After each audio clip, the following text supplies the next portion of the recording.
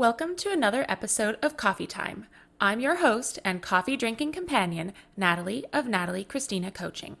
Coffee Time is a space where I invite you into the everyday, real talk conversations I'm having with the magical humans in my life. My sole aim, SOUL, is to create as genuine a connection as possible over this virtual platform. And I am so excited to be inviting you along for the ride.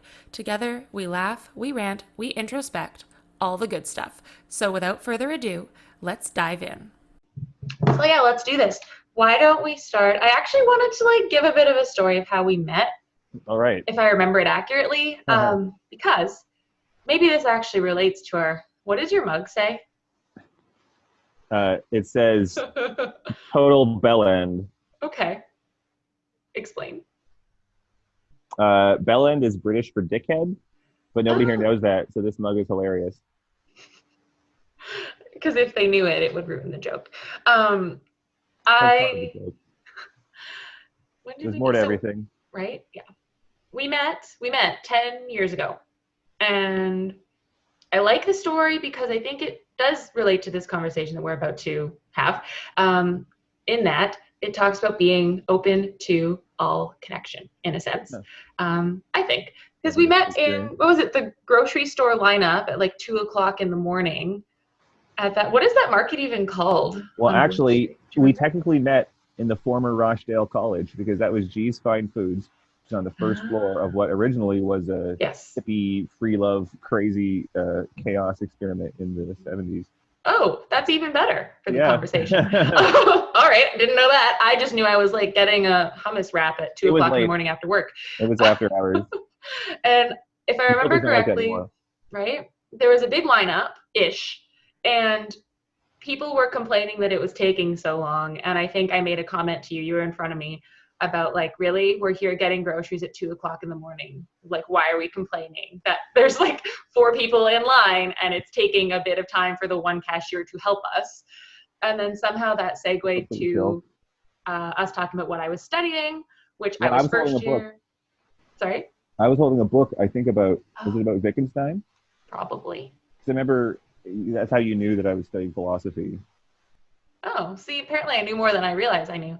And I remember, the part that I remember the most vividly is when I told you I was studying linguistics, philosophy, English, whatever, and you did your little sales pitch of, oh, have you heard of the interdisciplinary study of cognitive science?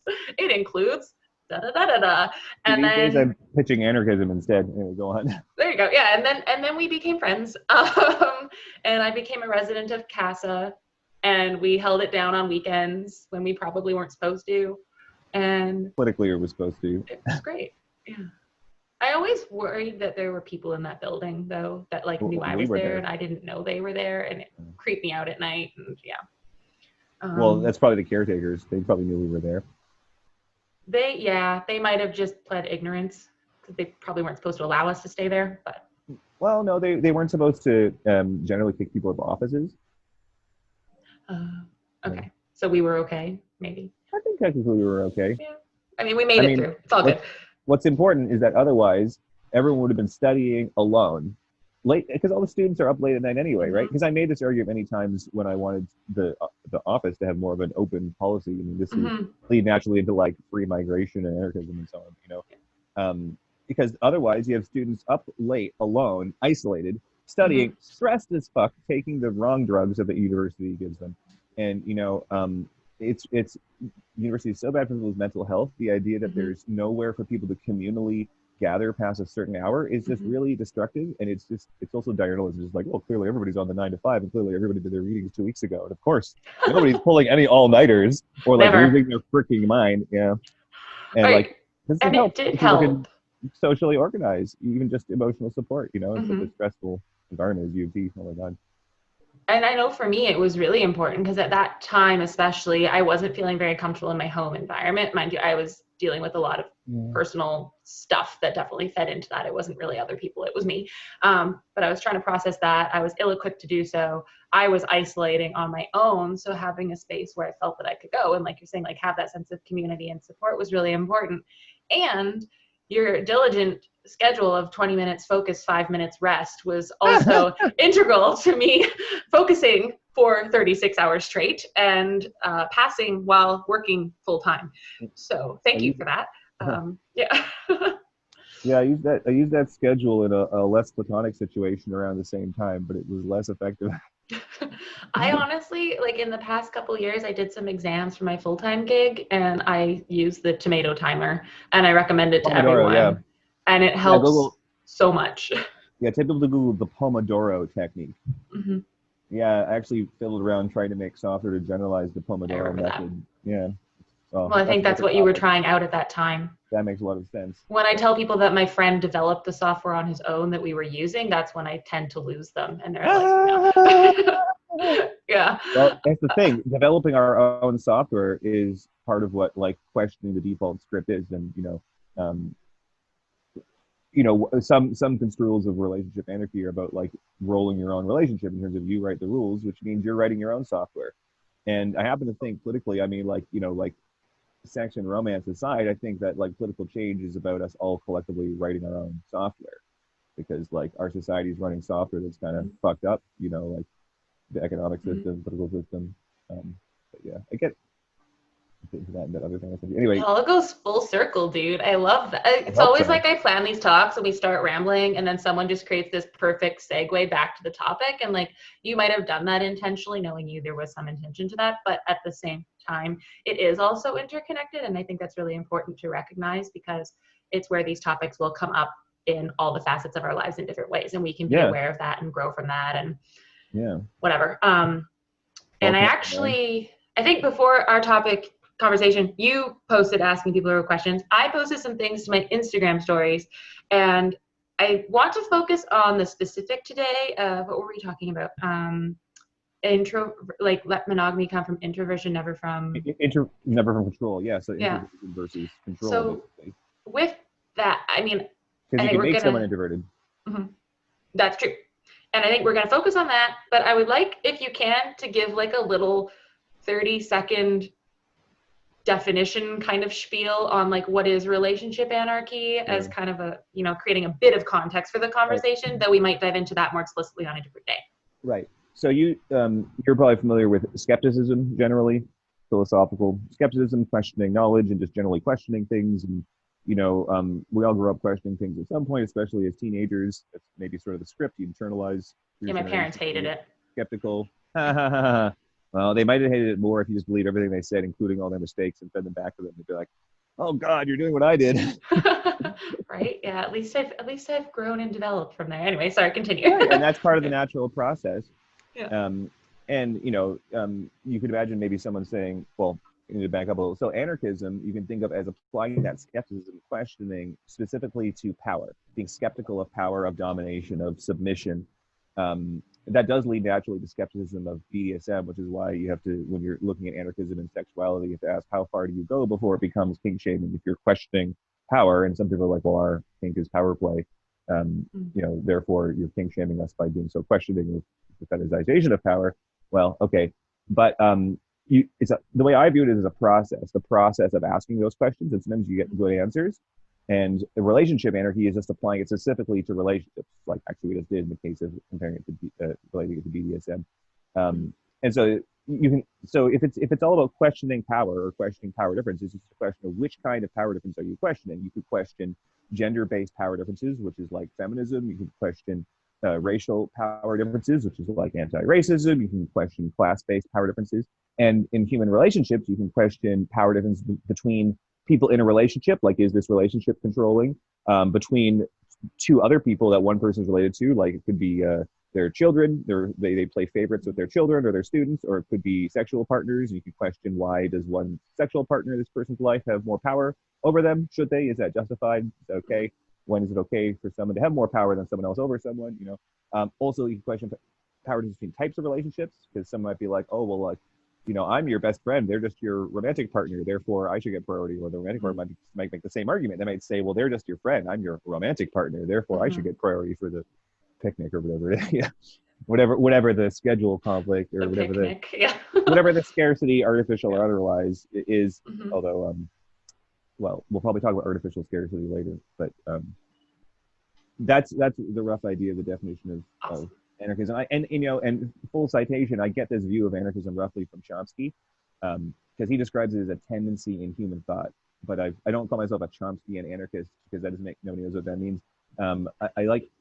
I mean, they pushed me for a label on the Multiversity Project show, and so I decided to identify as an anarcho-pacifist. That's clear enough because a lot of people hear anarchism and they think, oh, you want violence. It's like nothing could be further from the truth.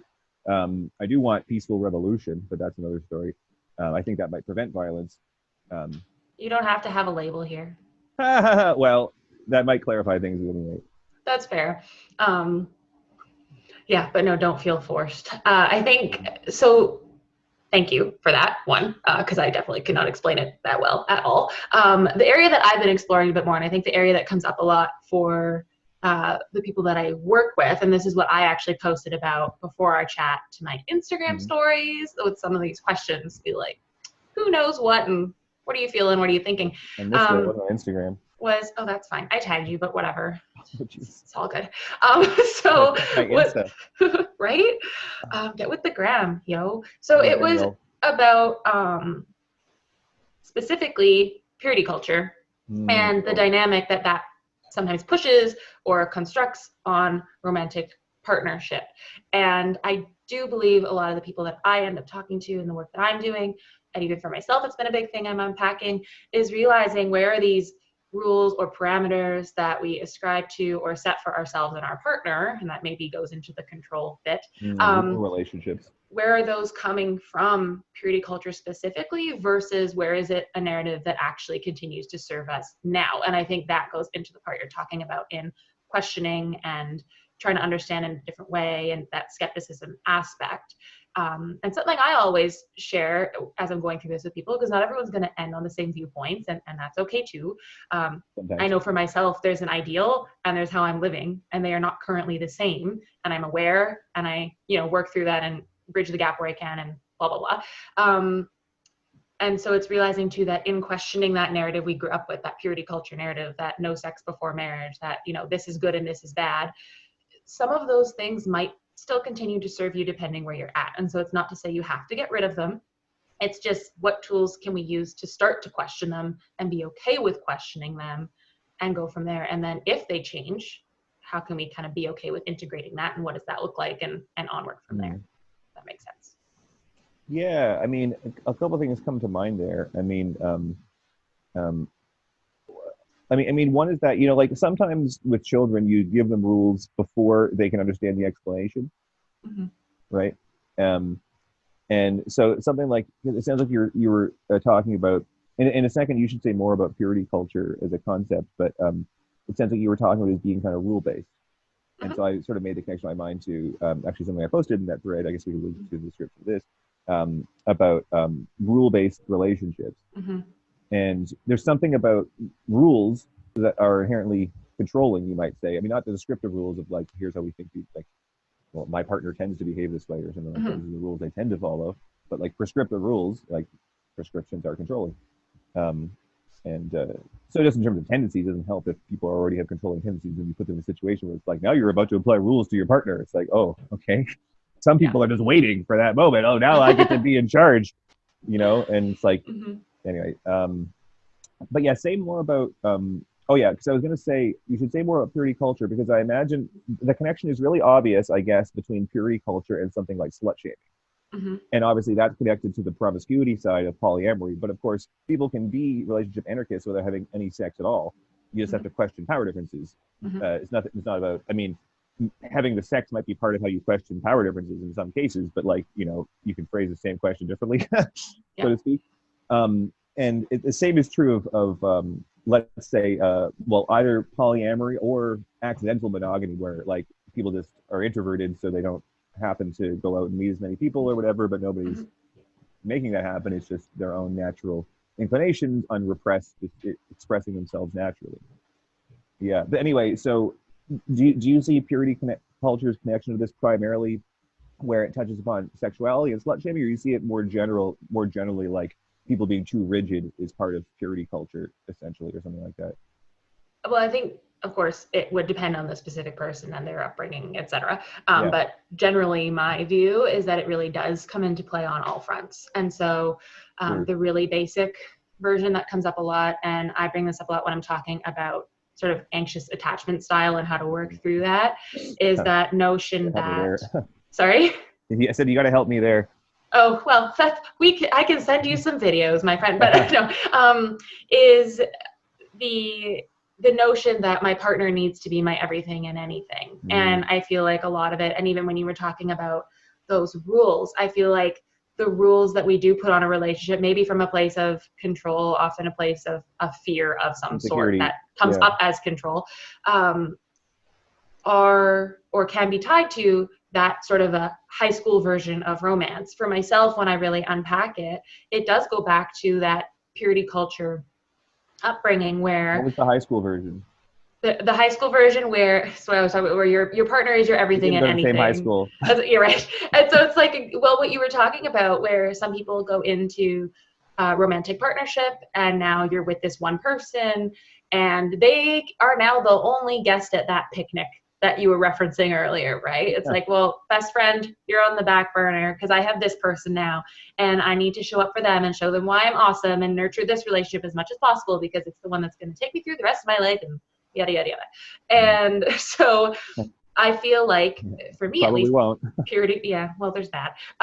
Purity culture, that upbringing and that narrative that I was taught about romantic partnership, even outside of, you have sex with this one person to create a baby because you love them, was really, this is the one relationship my life will be centered around, and needing to put everything into that. And it was almost like that relationship was the goal, was to have that one person, to have all these things, and my story would be written and secure, which is yes.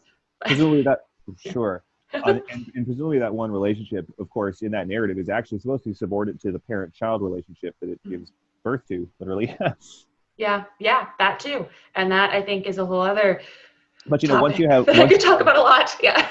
But if that relationship goes, in a sense, so well that you have multiple children, I mean, if that's the whole idea, that's what means the relationship is going well, then you're going to have multiple children, and then you're going to face a lot of the same issues that you would have faced in the case of poly romance. In the case of dividing your parental love and your attention and other, mental, emotional resources among your children. Absolutely. So I see it as actually a deferral of the cognitive complexity that we need people to have in their social relationships anyway. Like if you're going to have a big family, it's the same as having, well, not the same, but it involves a lot of the same skills as having a complicated social network of any kind. It's lots of people, lots of thoughts, lots of perspectives, which is what we need to consider politically. We need to be more. And actually, I think you'll like this angle. This is a bit more philosophical, because I think that being more considerate actually makes us freer. And at least the angle I'm this is all about freedom. And if you could say there's such a thing as free will, in which case the concept becomes useless for, say, like distinguishing an abusive relationship, where presumably you have less freedom of some kind. Maybe it's not free will per se, but it's less freedom, something like that, in the more abusive relationship. And I think that, so that's freedom in general, so to speak, but I think it's tied to considerateness in the sense that if you only consider the perspective of the person who's controlling you, then you're not very free. But if you consider, say, your partner's, suppose you're in a monogamous relationship, suppose you consider your partner's perspective and your best friend's perspective, well, then in a sense, you might be more free, because you might be free to escape, say, an abusive partner when your best friend says, like, you realize they're mistreating you, and like, here's a contrast, my relationship's not like that. Of course, when somebody's actually dating two people, they can see that contrast themselves sometimes. When it's like, oh, this one partner is treating me like this, but my other relationship's not like that. And it can be hard to remember when you're like the frog in the pot of boiling water in an abusive relationship. And you're like, oh, this is become normal over time. Maybe a bit of a digression, but anyway. No, I think that's really important. And I think the other part that I'm glad you sort of alluded to, so I'm going to highlight a little bit more, is that speaking about relationship anarchy and these other little intricacies that we're getting into in this conversation doesn't necessarily mean that you need to be in a poly sort of relationship dynamic or a situation. I don't know what words you would want to use to explore that. Use the word promiscuous, because because I think it's possible to be poly without being promiscuous at all. Someone could be poly and completely celibate in the sense that they don't consent to monogamy. That makes sense. They have not consented to they haven't signed an exclusive contract. Yeah. So in that sense, they're polyamorous, even if they're completely celibate. They might not even have a dick, but they didn't sign the contract. So in that sense, they're polyamorous. Okay. So yeah, I guess we can explore these topics. I was going to belabor the example. In the context of a monogamous partnership as well, because we can still question those constructs or the societal norms or the rules that are kind of more implicit and go from there. And I know that's been a big one that people ask me about a lot, especially being in a long distance relationship, because it's been this way for 4 years. Mind you, right now he's in the other room, but we spend a lot of time apart. We have different, he's locked up with the cat. And we have different friend groups. We don't spend time together during the week. We do not have daily phone calls. There's a lot of things about our partnership that I probably need to expand on another day, that when people find out about it or they hear that that's our norm, they kind of jump back a little bit. They're surprised that we don't almost compensate in a sense for not being together all the time in these other ways. And I think that is a way of, not that we're 100% perfect all the time with questioning, and that's where you're allowed to call me on some stuff in this conversation, because I think that's part of what we're exploring. But that's where we have started to question that and realize, it doesn't really work for us to talk every single night. Lately, a bit more with the wedding planning, but usually it was a couple texts a day and maybe one conversation a week. And that was sufficient. And when we first started dating, I made it very explicit that I would be making time for friends who I'd been hanging out with regularly, and that needed to stay in place. And I wasn't willing to sacrifice that as we move forward in this relationship. An example this is an example where, like if people from opposite ends agree, you might be safe on the truth of something. And, I'm an extreme anarchist, and you're probably familiar with the idea that Peterson's pretty pro-monogamy. And his claim is that a married couple needs to see each other and have a real conversation for, I think he said something like an hour a week or 40 minutes a week. I think he said 40 minutes. It sounds really like I need those extra 20 minutes to like run my lab or something. But with people who are really sort of type A with their careers, like never mind sexual promiscuity, it's like they couldn't possibly spend that much time like talking to their partners or they're raising a child. It's like maybe they spend that much time with their child, or maybe they'll pay for childcare if they're making money with their career that's taking all their time, something like that. And so even someone who doesn't even believe at all really in polyamory can turn around and say, oh yeah, you need to talk to your wife for like 40 minutes a week just to make sure you're on the same page. And like, oh, mind you, that's like, a middle-aged man saying that. It's not the same when you're 14, Yeah, and I think the big difference for us was if you flip it to the opposite end of the spectrum. I know couples, for example, where they live together, and if they're apart for a week, they need to talk on the phone every single day for those 40 minutes. Whereas I think the last time I saw you was when I was in Ontario for work, and I was out there for 5 weeks, and my partner and I reverted to our weekly phone calls. The time difference also made that challenging. And so some weeks that didn't happen. And I will say, if we're going on the topic of Peterson and that 40 minutes a week thing, we felt it on those weeks where we didn't have that minimum 40 minutes to talk. But did we need more than that? No. And part of the reason was because I was hanging out with you. I was hanging out with other friends, and I was being very social during the day. I had a social job. And so some nights when I came home, I needed to just be alone. And talking to that partner wouldn't have nurtured me in the way that I needed at that time. Well, yeah, and speaking of, the status we were mentioning earlier is maybe kind of coming down hard on introversion, but this is a great example of the merited introversion, because people do need that time alone to have that contrasting perspective, because as much as we need extroversion so people form communities and talk to each other and collective action and all that, you also need introspection and alone time to avoid groupthink. And, I certainly did a lot of introspection on my own time about how I thought people should relate in groups, and also talking to people. I mean, and that's a very natural thing. And so keeping everybody constantly in need of that attention from a primary relationship all the time, partly by having that be the social norm, that if you're not getting that, there's something wrong. I mean, it's kind of distracting. It leaves less time over to question other things, And I do think that sometimes the way our society approaches romance is politically disabling. It can be distracting. It can be that, it breeds toxicity in one way or another, or that we don't form very large social groups that are actually politically cohesive, where like people could work out their ideas and like reach a conclusion and then, act together in our culture, if they agree about something.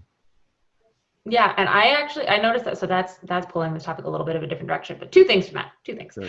One, I noticed that for myself because a lot of my social interaction lately has been like this, or it's in a virtual space, so online, and I am participating in or engaging in, I guess, a market that is saturated with people like me or coaching on things similar to me, and so I noticed very quickly where I get out of that collaborative learning mind and go into competition. And I need to check myself because I'm not mindset. Yeah, exactly. And it's that what people would often call like imposter syndrome. And sometimes it's just generally frustration with the fact that people are teaching the type of relationship that you and I are kind of questioning. And that I actually I feel for people, and then I get angry and I need to step back because I want people to experience that freedom you're talking about in whatever way they're capable of in the moment. And when I see people are afraid of freedom, that's part of what keeps us unfree, right? Like it's a lot of responsibility to have like carte blanche and like, okay, now it's up to you to decide from all of the possibilities what your relationship should be like. It is a lot of pressure to have freedom. But I mean, I think it's our job. It's just not. I think everybody needs to take just as much responsibility as they can, and not anymore, because otherwise they're going to overpromise and underdeliver. And so it's the same with like any kind of like. Suppose let's take an example of like literal political organizing. Like it's just like some particular movement, you're organizing a big protest or a series, and you need to know people and get everyone on board and so on. And so people in the movement have to talk to other people. And it's like, how many conversations are you going to have in a day? How long are they going to be? How much emotional energy? Everybody's got limits. But if nobody pushes their limits, then we don't grow.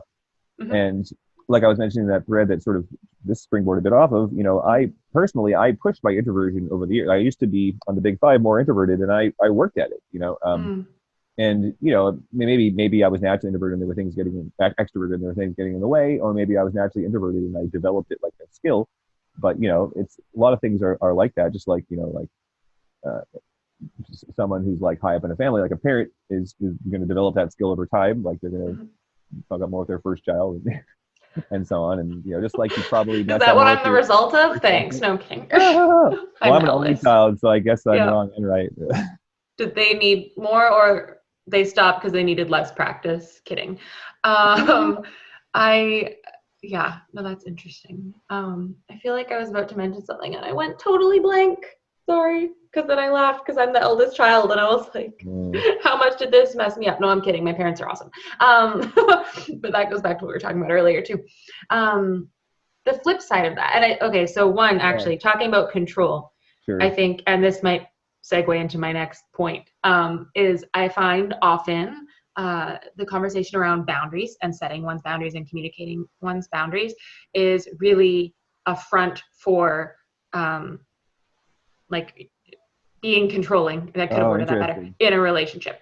Glad to hear you say it. And I think the thing is and I always say, just because I set a boundary doesn't mean someone else is going to respect it. And so for me, part of when I coach on setting boundaries is, being okay with at what point do I decide I walk away, regardless of what the situation is, when you set the boundary. So yeah, the level of walking away might be, just going to the other room and being like, okay, you figure this out on your end, I'm out. It could be fully walking away from a relationship because that boundary's been tested one too many times. It could also be a much more firm boundary where I decide up front, maybe this is more on the explicit topic of consent in a sexual situation. And if that boundary is not respected, I'm done. I don't let it be pushed, depending on the circumstance. You can play with that in different ways on the level of comfort and whatever. And then that goes into what I was going to mention, because I said I'm okay with you coaching me in this conversation, is a topic a conversation Hunter and I had about moving in together, because he knows I need time by myself. And I made this very clear. And there are weekends where we plan to be apart and he might want to come visit, and I've already made some other plans. And for me, the level of social engagement that I already have in my planner is too much. And so I know I need that weekend fully alone. For him, alone can be, well, like right now he's in the other room. His argument would be, well, you're alone right now. For me, alone is, no, I'm the only human in the vicinity. Yeah. And so I've said, if someone can observe you or hear your breathing, it's not the same, you know. I hope you can't hear me breathing from the next room, but I guess it depends how congested I am. Breathe more deeply. Yeah, so it's different for both of us, right? Like he would be okay with having me in the next room. For me, that is not solitude. And I made it very clear that once we're married and living together, I'm going to need to go to a hotel some weekends or an Airbnb by myself. Or he's going to need to. He'll need to. This is one of the advantages of polyamory. If he was out for the weekend, you have a place to yourself. Yeah, I'm just going to go get myself a bougie hotel and he can stay here and clean.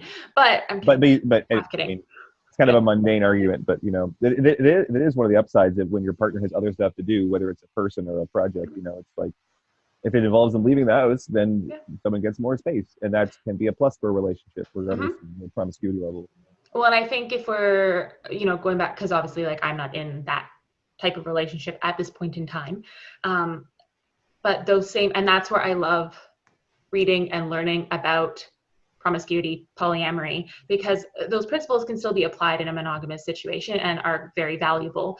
And so in this instance, it's realizing, you know, like you can go do things with your friends and I can go have this weekend by myself, and that's not wrong. Like that's not problematic. Yeah. It's actually needed so that I can show up better for this relationship on the Monday afterwards, right? But he did not like this. This is what brings us to the scarcity and controlling. Okay. For him, it came up as a personal thing. Like he wasn't enough because I wanted to go, and it was a problem that I couldn't be satisfied being at home in separate rooms and feel that I was alone. And so that was a really important conversation for us to have. But I feel like that goes back to our initial topic a bit. And so without being hard on him, because it was a growing opportunity for both of us, we could kind of unpack it from there. Yeah. I've been in your situation in this conversation before. Yeah. Well, okay, I was going to say, what do you want to unpack? But I also want to say before I forget, because you were saying, here's where I can coach you. Maybe I think we should go back to maybe where you can coach me. I mean, I was just curious about something you said, to say the least, because you said something like about a boundary being tested one too many times. Mm-hmm. And I immediately thought, well, isn't testing a boundary once one too many times? Because because when you're a child and you don't understand language, then you have to test boundaries to learn the meaning of words. Mm-hmm. But once you can talk, aren't you just supposed to fucking listen to what they say and not test someone's boundaries at all? Right? Because that's why we have words. A bumper sticker or something. So there's no testing. It's not testing. It's just listening. You know, like if someone says, "Don't touch me," there's no test involved. If someone says, like, "I want to be alone for a week," it means they want to be alone for a week. Mm-hmm. You know, that's it. You know, you don't have to test it. You just do it. Now you have to test it if it's ambiguous. You know, if someone doesn't communicate clearly, but if they're like very specific, like don't call me after 12 p.m. Then you don't call them after 12 p.m. You don't do it to see how angry they get, to see if they really mean it. But people do this as grown adults, which is what like a 5-year-old does, right? Because they're like, oh, do they really mean it? It's like, how would you assume sincerity if that's what you want anyway? And if they don't mean it, they'll learn to say what they really mean next time. Because if somebody says, like, leave me alone, and you leave them alone, and they didn't want that, maybe next time they won't say it, you know, if it turns out. But at least they've learned that their words have power to give them space. You know, whatever it is. You know how, like, in exposure therapy, it first seems paradoxical because it's like, why is the treatment the same as the cure? Like, you're afraid of snakes, we're exposing you to snakes, but snakes are what made you afraid of snakes. So, like, how are snakes going to undo what they did? Yeah. But the difference is that it's voluntary, that you have control over it. You know, it can be helpful. My roommates did that to me before because I wasn't comfortable. Involuntarily. Yeah, they told me they were going to do it. I wasn't comfortable with PDA. Backwards. And it's funny. I did tell somebody that they needed exposure therapy for PDA recently. Yeah, they did it to me, and I their other partner was like, "This is highly inappropriate." But well, yeah. I mean, I would. It's different if it's something that, like, I could say I'm uncomfortable with people forming protests down the street from my house, but like I shouldn't stop them. Yeah, it's freedom of association, freedom of assembly, and all that. But if their goal was to actually change how you felt, as opposed to just to assert their own freedom because I could see somebody doing that, because I could see somebody saying, oh, fuck you, I'm about to kiss somebody in front of you if you're against PDA, fuck you. Especially if it's like they're used to homophobia or something like that, and they're like, fuck you, we love each other, and that is about asserting their freedom from other people. But if they were instead functioning like as your therapist, which they're not obligated to, but if they were, they would say, okay, for you, you need to experience this voluntarily. You need to tell us in your schedule when you want to see us make out, and then you'll be in control of it at 5 first, o'clock, please. and you'll feel more comfortable Yeah. if it's something that you're choosing and have some control over. I could have just watched porn. Just kidding. With exposure therapy, they do start with showing someone a picture of a snake or something like that. Well, yeah, if you can't look, I think there's a lot of toxic about porn, but if you can't see it, there's probably something wrong with you. If there's no porn that you can see, just no, I am seeing porn. It's you need to relax. On that note, I recommend Erica Lust. Obviously, when you're in control of it, obviously you don't want somebody just showing you porn when you're not in the mood to see porn. It goes without saying, you'd think, although people do strange things. Yeah, and that, this is where I said we would find all these other conversations that we could have at some point in time. I'm not someone who enjoys it. It has been important for me, like you're mentioning, to become okay with watching it in certain contexts, or just generally okay. And so for me, it was very helpful to follow some people on Instagram who make videos that I can watch from a more educational perspective about testing societal norms and that sort of thing. And I could engage in it in a different way than the way that I thought was expected of me. Yeah. So that was good. Anyway, boundaries. So surely you shouldn't test them at all once you understand English. I just yes. Right? Agreed. I think that's, assuming it's a personal boundary, a personal boundary is what you have to justify, basically. So let's reword it maybe. So there are times when I have set a boundary and it is not respected by my partner. It doesn't, and this is what I see a lot of online, is people saying, if they don't respect your boundary, stand in your worth and walk away. Well, I wouldn't say that. Okay. No, I agree with you. It depends what boundaries are. Yeah. Exactly. And that is where, for me, it comes back to my core values and how I decide to navigate that situation. Because depending on the type of boundary and when I made it and with whom I've made it, I hope I said that right, I might be okay wavering to an extent, or with having it not be respected once and re-articulating it and seeing what happens. And, it can depend on my investment in the relationship, what the boundary is around, what boundary is not being respected, whatever. So my example that I did share about openly a little bit ago was last weekend, I had to go pick out charger plates for our wedding. And I had asked Hunter, can you be available in this 1 hour window specifically? Because I was going to the store and I needed real-time responses on what I was shopping for. And he said yes. Well, he ended up going out of the house and going to a friend's house. So he was not responsive during that time. And so that is an example where I did communicate clearly my expectation. He opted in. And so we had that conversation, and then that was not respected. So to me, that's how I would say my boundary was not respected. Oh. Well, it seems less, maybe you can stretch the terms. I thought when you said expectation, it made a bit more sense. Because I guess I think of boundaries in the negative instead of what you're, you can put a boundary on what you're not doing, don't not do these things, but it gets a little confusing. You could say boundaries and expectations. Does that make sense? Yeah, totally. Terminology you're using, yeah. So I guess with that though, that is an example where my time was not respected. Sure. He, in my mind, acted inconsistent with what he had said and consented to and opted into. Now, in this instance, I'm not going to fully walk away from my engagement because he derped for an hour and disrespected me. Yes, I was angry. No matter what we had that a meme tells you to do. Yeah, don't let that meme control you. Yeah, and there was definitely a me coming back saying, no, I am not being dramatic. You're being an asshole. Let's talk this out. But I'm not going to fully walk away from my relationship because of it. And that's the wonderful thing about relationships. I sound like, is that like Tigger?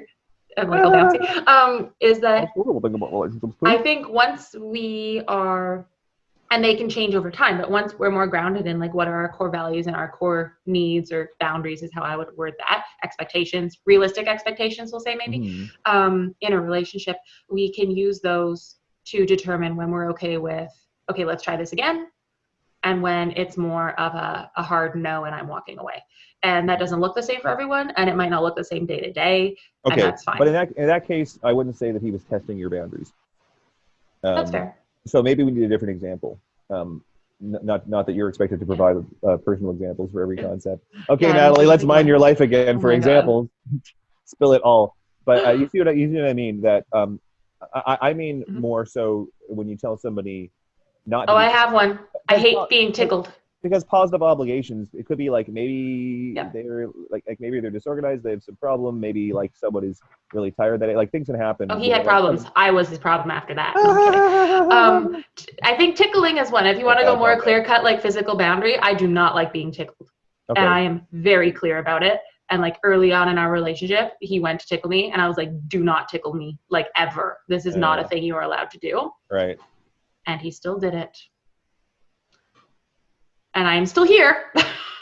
He does not do it anymore. Right. But maybe that's a more clear example, like what you're kind of talking about. Yeah. Well, okay. So let me consider that example. So I could imagine myself telling somebody something like that. Maybe it would be tickling, but I could imagine saying that's a never, and it might be something that seems like that's a normal thing, but you know, everybody's got different rules. And I think if somebody did that, it would depend on why. Like for instance, if someone's fairly young, and I think maybe they haven't learned that in general yet, that they don't, like what I was saying earlier, that like testing boundaries is something you're supposed to grow out of. Yeah. That you're supposed to start listening and stop testing. That's true, you know, and in fact, that might generalize relationships as well, because a lot of turbulent things, let's say, that come up in relationships are people testing each other. Oh yeah. But a relationship isn't all just about tests. You know, if all you did was test the relationship, you'd never use it for anything. You'd just be spending all your time in the testing phase of development, you know? And it would probably be very unsettling. Well, yeah, but people rock the boat in a relationship to test it out of insecure attachment, like you were talking about earlier. Absolutely. Yeah.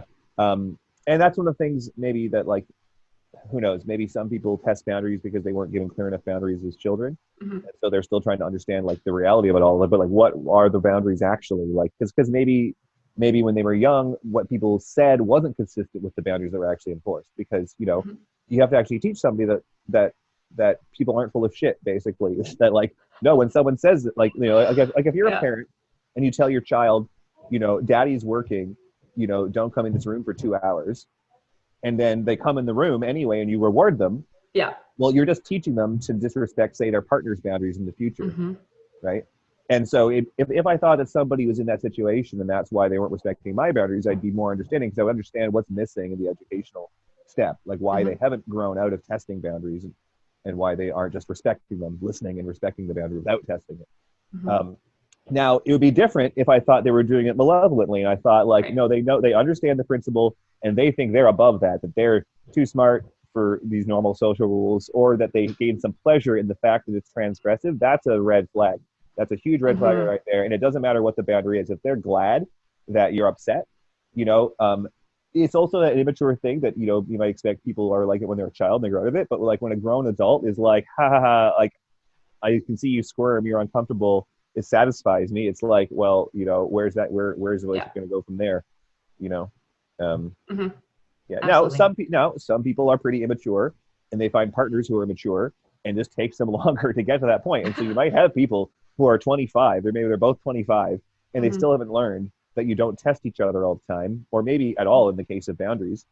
You just do it, you know, for personal boundaries, which, like I was saying earlier, is basically by definition, if personal boundaries are the ones that we say you don't justify. Like, for instance, in the tickling, no one's like, well, do you have a good enough reason to not want to be tickled? It's like, go fuck yourself. It doesn't matter what my fucking reason is, just don't fucking do it. Like, even asking for the reason is the wrong answer. You know? Like you listened to our conversation or something. Yeah.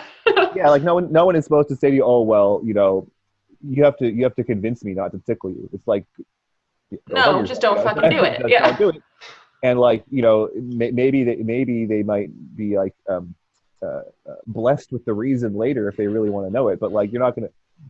You wouldn't want, if that's something, first of all, if that's what they want is to know the reason, don't give it to them as a reward for not respecting your boundaries, right? If someone's like not respecting your boundaries, the next thing to do is do not give them what they want, because then they're going to be rewarded for not respecting boundaries, you know? And if what they want is an explanation, don't give it to them. until they're actually respecting your boundaries. And then maybe you could choose to give an explanation if you want them to understand. Maybe you don't care if that person understands. You know, if you're in a long-term relationship with them, yeah, you do. And also, you know, everyone's in a long-term relationship with society. It is helpful if people understand, because they're going to go off and treat other people the same way they treated you if they don't learn. And everyone's teacher, you know, in that way. But yeah. Absolutely. And my boundary did get not respected, and he found out the reason. And I am still here. However, he does not test that anymore.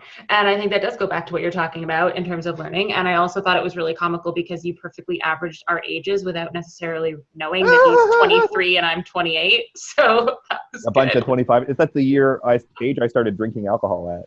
25? Yeah. Wow, I quit at 21. So balance. And it does, I think it does go back. Like, I was someone where my family would set boundaries, or as a kid, rules, and we would test them, and they were not enforced consistently. My reaction to that was, in time, to be almost ultra rigid, clear with my boundaries. I'm getting better now when it's okay to be a little bit softer and a bit more fluid. But for a long time, I was one where I was like, okay, you didn't listen to this, you're shut out, like, entirely. And that was how I rebelled, which reminds me, I think, of a story from you where you at first rebelled against your upbringing with a lot of structure, and then gradually kind of figured out your way. One dimension of the story. I think on Hunter's side, and we've definitely been talking about this, I lost my headphone, a lot with the wedding planning, is he is still figuring out those boundaries and how to articulate them for himself, and how to even sometimes enforce them when maybe the other person doesn't know how to communicate them explicitly. And so we're kind of navigating that together right now from almost polar opposite ends of the spectrum, which has been really interesting and also really constructive just for us as a couple or partnership or whatever you want to say, as we move forward into this new part of our journey. But yeah, the tickling one, that was that was a better example. I feel like that helped. Yes? Yeah, and it's one of these boundaries that maybe a lot of people in the audience can relate to both sides of it, because, you know, people are kind of raised with that tickling is some kind of exception, that like it is something that you do even though someone doesn't like it. And it's like, and many people are taught that as a child. They're like, yeah, your boundary's fine, but when they all tickle you, you don't get to say no or something. And that was totally what happened to me. So I think there's some trauma there. And I think that's changing a little bit. Like you see articles saying, like, you know, what children have the right to say they don't want to be tickled, and yeah, like they have consent over their own body. Interesting. Whoa. Yeah. What's less written is that they have autonomy over their own time and social connections.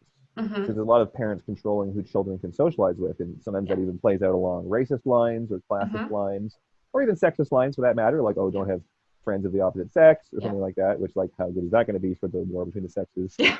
That's how you develop healthy relationships. Oh, geez. Oh, totally. Because you know they do say that.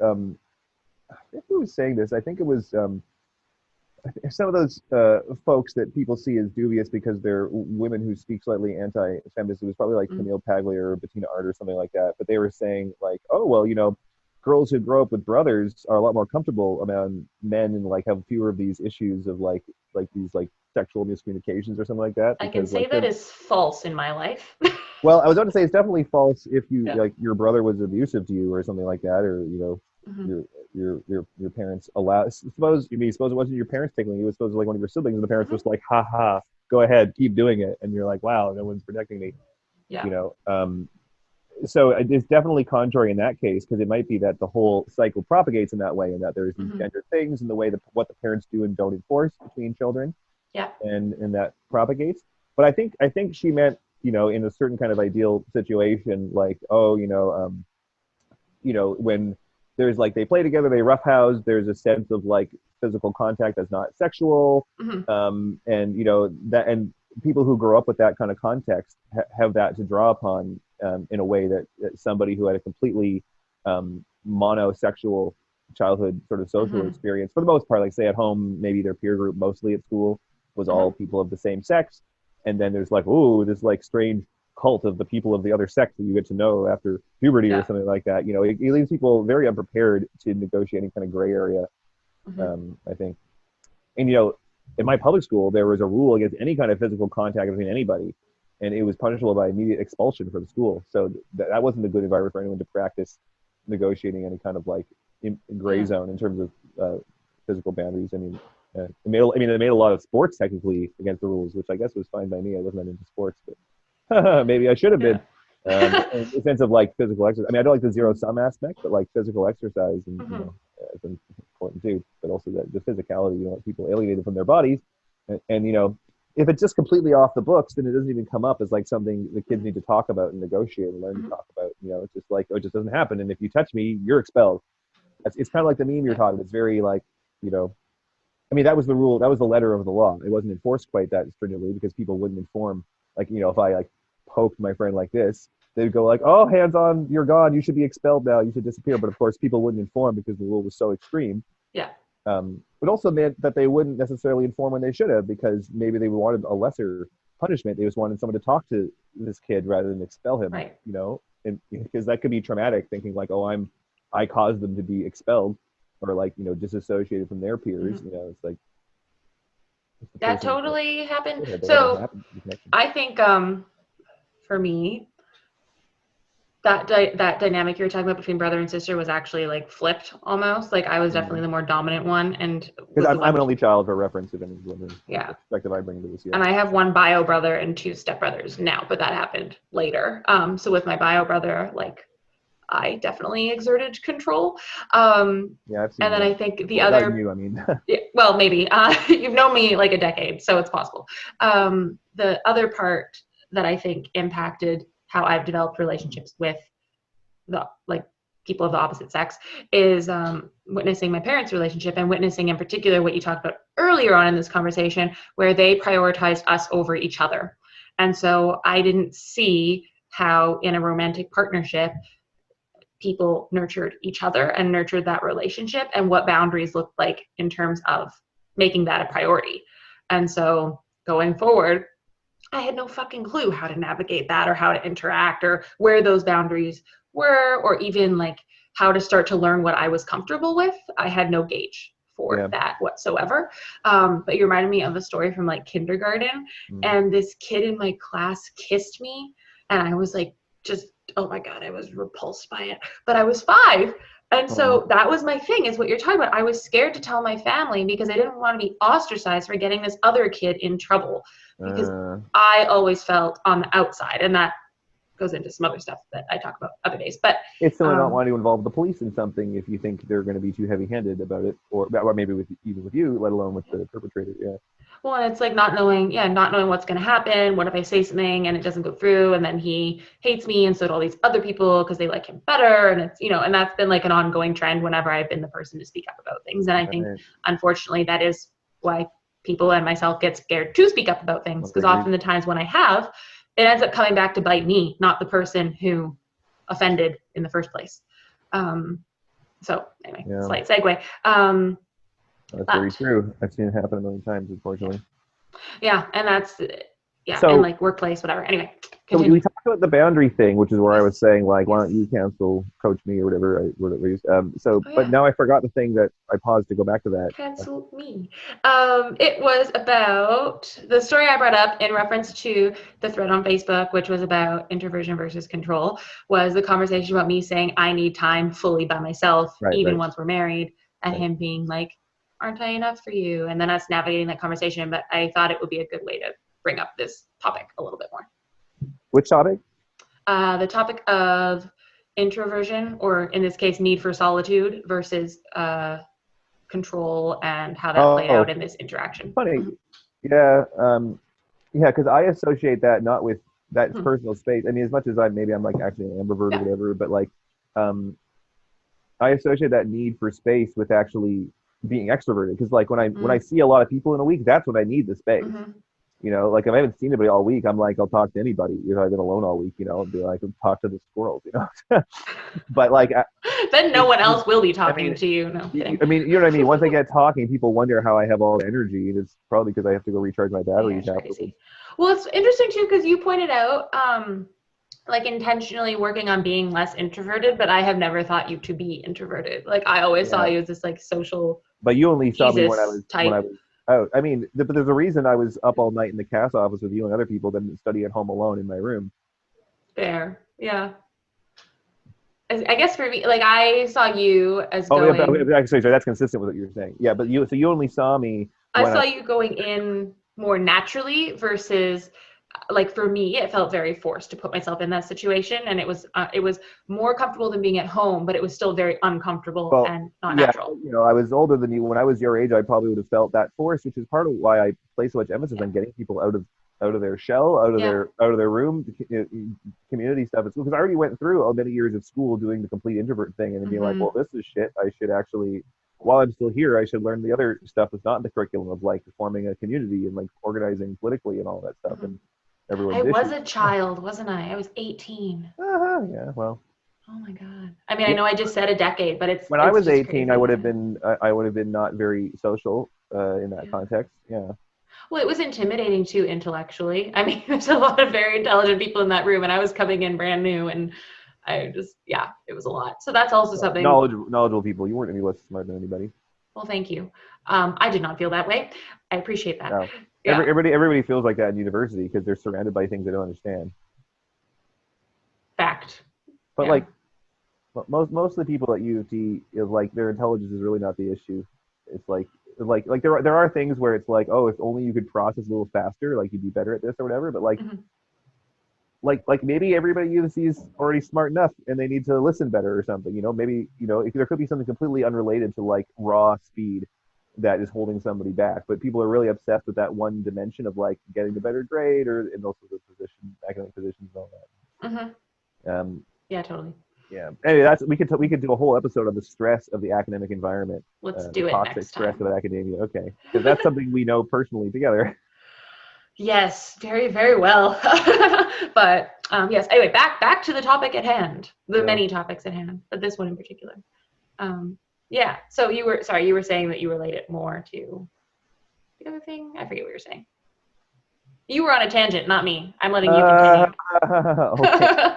Here's my tangent. I mean, let's go back to this topic of personal boundaries, because suppose someone says like, you have to respect my boundaries, and my boundary is you don't hang out with people of the opposite sex alone. Suppose that's my boundary, but it's a boundary on your behavior when I'm not even there. And you might think, well, how personal is that boundary? Like, it sounds pretty like removed with a person. You might say, well, of course it affects someone personally what someone does psychologically, but actually here's a good comparison. I mean, I found this comparison is people seem to find this a good comparison, and that helps them think about this, that like people don't consider it, I do, but most people don't raise an eyebrow if someone says, oh, I don't want my partners to have too many partners. And I mean, people might raise an eyebrow just because someone's using the word partners plural. That's why they raise an eyebrow to that. Or if someone says, I don't want my partner to have another partner, people are like, well, yeah, that's like, of course I relate to that. Like, I've seen 50 million movies about that same desire. Of course I share this desire. It's culturally scripted. It's appropriate. Yeah. But if someone says, I don't want my friends to have too many friends, well, then it's like, what's wrong with you, loser? Like, like, why don't you want how insecure are you that if your friend is popular, you want them to be less popular rather than you want more friends too? Now, there might be a bit of a difference in everyone's degree of fan, like in a network thing, how many nodes you're connected to. Like, some people might need more depth and some people need more breadth, and like that's fair enough. But you don't get what you want by trying to control people. It's the same as respecting other people's boundaries, I think. And people can disagree about which boundaries are personal boundaries without disagreeing that when it is a personal boundary, it requires a justification. I would treat that as kind of definitional and saying, like, if you think it requires justification, you're not treating it as a personal boundary. And to treat something as a personal boundary is that person decides. It's not up to any other person. It's that person's boundary. But if it's something that needs to be negotiated, then it's not a personal boundary, and you don't apply this absolutist script of my way or the highway to something that actually should be negotiated, like how much time you spend together in a relationship. Like for instance, I wouldn't tolerate in any relationship someone telling me you need to have fewer friends. But I would far more than tolerate someone saying, like, I feel like we need to spend more time together for this relationship. I would immediately be listening and be like, well, okay, like, what's your schedule, or like, what do you want to do? Like, you can work on things through the positive obligations rather than through the negative obligations of, like, don't talk to this person. It's like, well, okay, I can sit in a corner. Does that make you happy? It's like, Because sometimes someone might be insecure and like they want someone to stay home while they stay home. Like, don't go out because I'm not going out. You know, because you're going to meet people, and I want you to also not meet people. Like I'm at home not meeting people, and it's like, well, there the connection between like controlling relationships and like a lack of political cohesion becomes pretty clear. I think because it's like if everyone's at home, we're not going to organize to do anything. That's one that's going to be interesting for us because we have dealt with it more from the long distance perspective. So it's like, yeah, he goes and hangs out with friends, but I'm also not there. So it's really none of my business what he's doing on his own time. We haven't really dealt with what does it look like when he's going out to hang out with friends and I am staying home by myself. And like, it seems like such an easy concept, but it doesn't necessarily mean it's not going to bring up some insecurities or some feeling left out or those things. And I'm going to have to figure out what I need to do for myself in those situations to feel okay while he goes and builds those social connections in a setting where honestly, probably I don't even want to go in the first place, but it brings up some of that stuff for me. And I think that's the other part of it is it's not up to him to fix that, right? Like that's something I need to work on and figure out what I need. So maybe I do go plan coffee with a friend the first couple times because I'm not quite ready to stay home by myself or whatever it is. And then in time I can figure out, you know what, now I'm going to eat pizza and watch a movie or I'm going to have some solo fun. So, you know, whatever it might look like. Because it's, you know, because you can imagine that as him saying like, well, okay, like ideally I would spend this many hours a week with you. And you might be like, well, ideally I'd spend this many hours a week with you. And the numbers are different. And so like, you know, as a very crude first approximation, you could imagine like, okay, well, what happens if you split the difference, right? Yeah. But now that might be a really crude, oversimplistic way because it doesn't involve probing into like why people want something, introspection, whatever. It could be that, because actually one thing that came up in the Multiversity Project show, you'll see this at length because you were talking about like someone needing to feel like their partner takes care of them all the time, basically. You know, I actually mentioned that sometimes that insecurity comes from, I think you were talking about testing relationships. One of the things that people test in relationships is whether their partner could be a parent. And I think this is part of why people regress psychologically when they engage sexually, because once you engage sexually, a baby might appear. And so like, here's a preparation. What happens if, let's practice dealing with a baby. I hope not. No. Let's practice dealing with a baby. Maybe one of us can act like a baby and we'll see. We get a preview. That's really funny. I honestly believe it's true. I mean, be able to do the studies in 50 years to test this hypothesis, but you know, not exactly you test it, but you know, but of course, you know, another thing that a child needs is parents who aren't testing each other, who are instead helping the child, right? Because, you know, that's just like that's basically like a rough script of how spousal fights, you know, impair someone's childhood. You know, you're like, oh, your parents are fighting instead of attending to your needs. Basically, it's like, you know, and maybe they're fighting to try to figure out how to take care of a baby because they don't know how to yet. They can barely take care of each other, and before they, you know, I do think that a relationship probably needs to move out of that phase of like where people are testing each other before you have children, because otherwise, we have a cat. Yes, you haven't learned how to take care of a baby yet. If you can't handle your partner being a baby, you definitely can't handle a real baby being a baby, right? Did I just like throw myself right into that by dating someone 5 years younger than me, or like? No, I'm kidding. No. It's like crash course, Natalie. Here we go. I think it did come up to honest. I think it's regret. It's not so much a matter of someone's actual age. I think people regress, right? Yeah. I got you. Don't worry. It's really bad if they regress at the same time. Yeah, that probably wouldn't go well. Then I would be back in high school. And it tends to not produce children though. So that's, you know, like relationship. If both people regress, it can be the end of a relationship. I think this is my fake theory that I'm spinning here. But like, suppose this is true that people regress when they fuck. Yeah. But if they regress at the same time, then the relationship ends because basically none of them was able to get each other out of the baby state. So therefore, they're both incapable as parents. Therefore, the sexual relationship should end if you interpret it as instincts that are about reproduction. That's when you're like, there's no future to this. We're not going anywhere. We're stuck. Blah blah blah. Yeah, which of course doesn't mean it has to be all about procreation today, because of course you can co-opt and sublimate those instincts into something different, like say political organization. Maybe everyone's horniness could lead to a outcome other than just say like unwanted children, right? Because we have birth control now, but everybody still wants to. Well, everybody. Lots of people still want to fuck more than they do. And that does bring people together and gets them deeper into each other's psychology in a lot of other cases, you know. And maybe that's what we need to understand each other and really work together, is to get much deeper into each other's heads, you know, whether you do that, you know, through one portal or not. Pardon the one avenue, or not, I mean avenue sounds bad too. Well, the thing that just came up for me was you said farther, like in each other's heads, and I was like, and beds. Heads and beds. Yeah. head in bed. I don't know. Heads before beds, probably. Connect it mentally before you. I mean, yeah. People are primal to do it the other way. And then it goes full circle. But no, I find that interesting. And I mean, I don't know if this quite ties from that, but it just reminded me of like even when Hunter and I first got my cat Kristoff, like that was a huge shift in our relationship. Sure. Yeah. And it's a cat, it's not a kid. But even learning it's also practice. It absolutely was, and it's sufficient practice for me. Thank you very much. But like even learning how to be okay with like, okay, this who cat. Who are my kids going to do podcasts with? Sorry? I said, but who are my kids going to do podcasts with? Not my children. With your cat. Your cat talking to my children one day. People love my cat, and he can't. I'm learning to talk to him, actually. That's a topic for another day. People might think I'm crazy for that, but whatever. Kids speak cat better than I do. I speak cat better, yeah. No, kids speak cat better than I do, I think. But you never had cats, did you? I grew up with dogs. I've gotten to know cats better in this past decade. Well, I mean, my grandmother had a cat, but it didn't move around much. It was a very overweight cat, so it was just like, it wasn't really an education in like cat behavior. It didn't have a lot of behavior. My cat is very dramatic. He has a very strong personality. You know, I taught a cat to respect my personal boundaries. Yeah, he does not do that. You want to know how I taught a cat to respect my personal boundaries?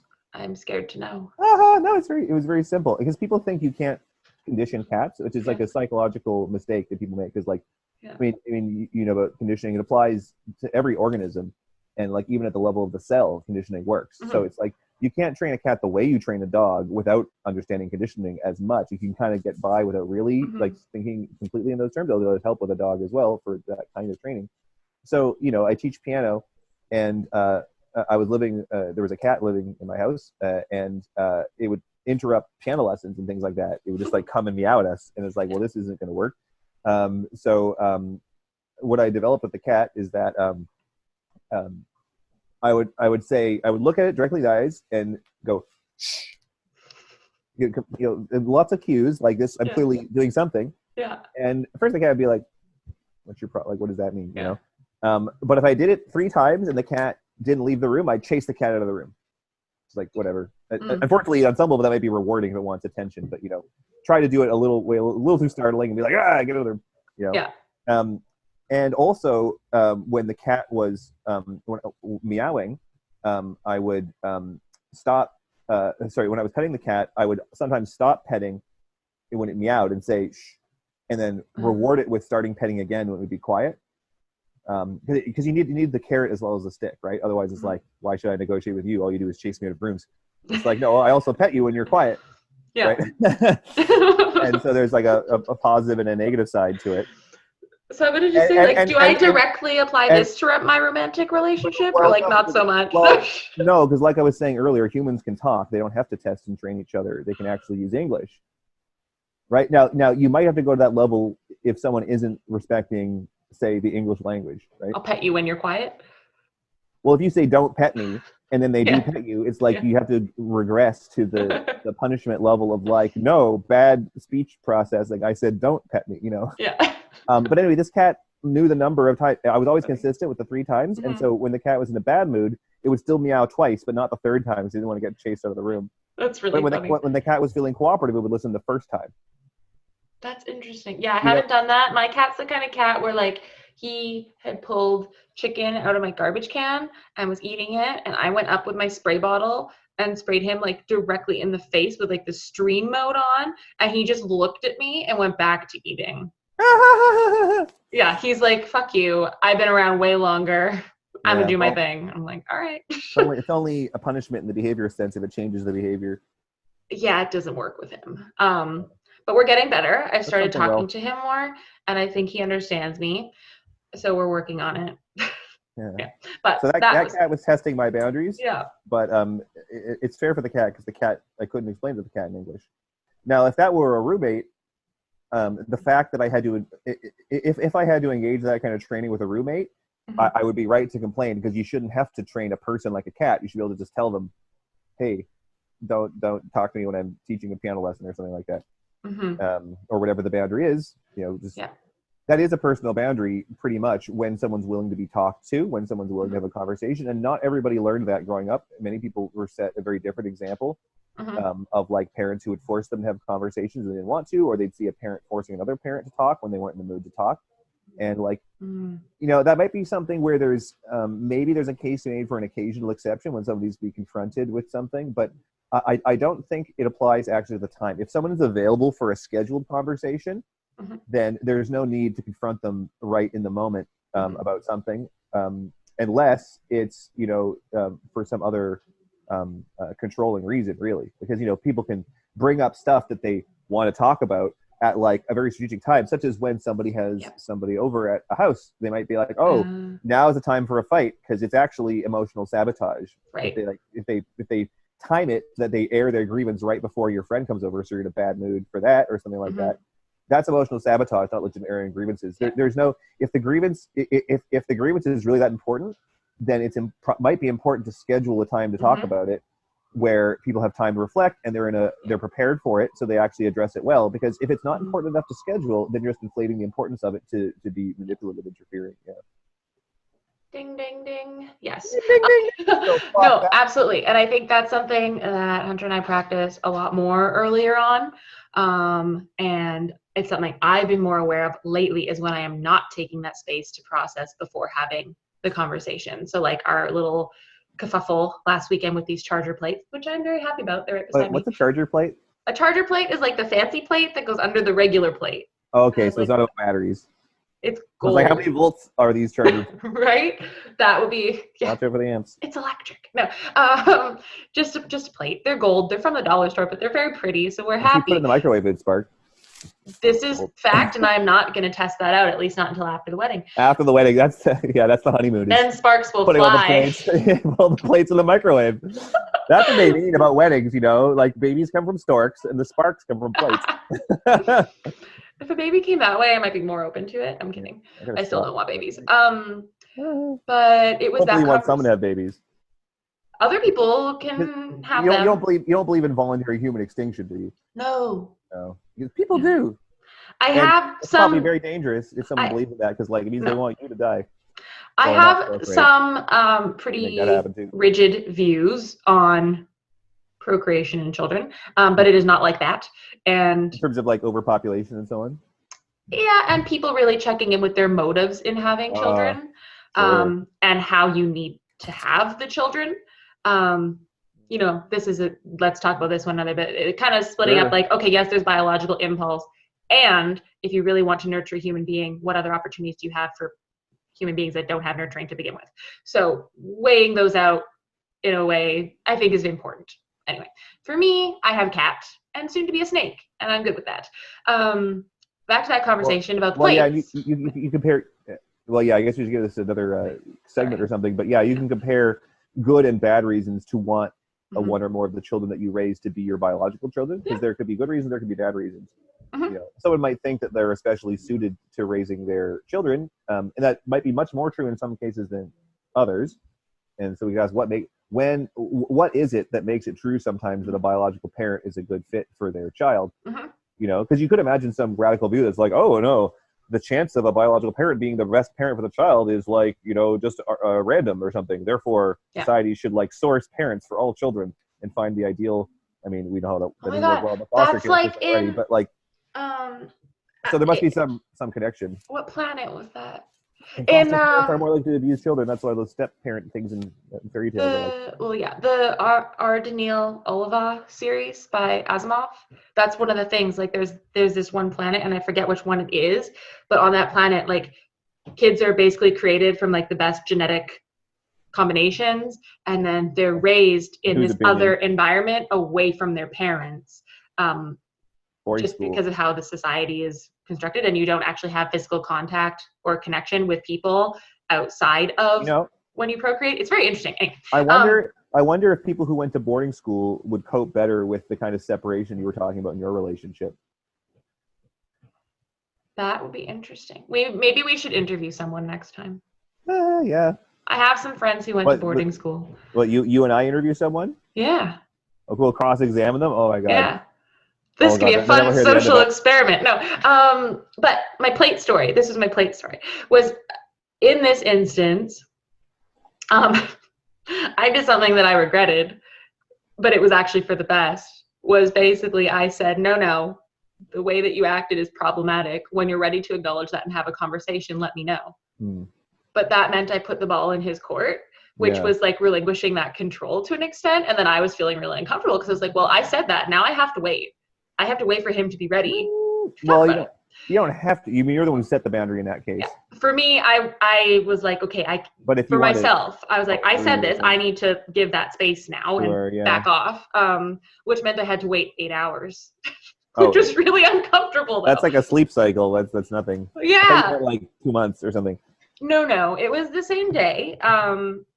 However, it was likely an instance where I said that thing thinking it would yield a specific type of response. It was coming from that place of manipulation like you're talking about, and I'll totally call myself on that shit. What ended up happening was he actually respected what I was saying and took it seriously and reconnected with me when he was ready, which was for the best. But it reminded me of, and it's something that I've been trying to work on slowly, where when we were first dating, we created a lot more space for that processing time as things would come up. So it would even be like 3 or 4 days before we would schedule a time to sit down and have a face-to-face conversation about something that had brought up unsettling feelings or something less peaceful for either of us. Lately, or in the last year and a bit, it's been a little bit more in the moment, address this now, which in some instances might be necessary. But I do believe, like you're saying, overall, it's really not as constructive.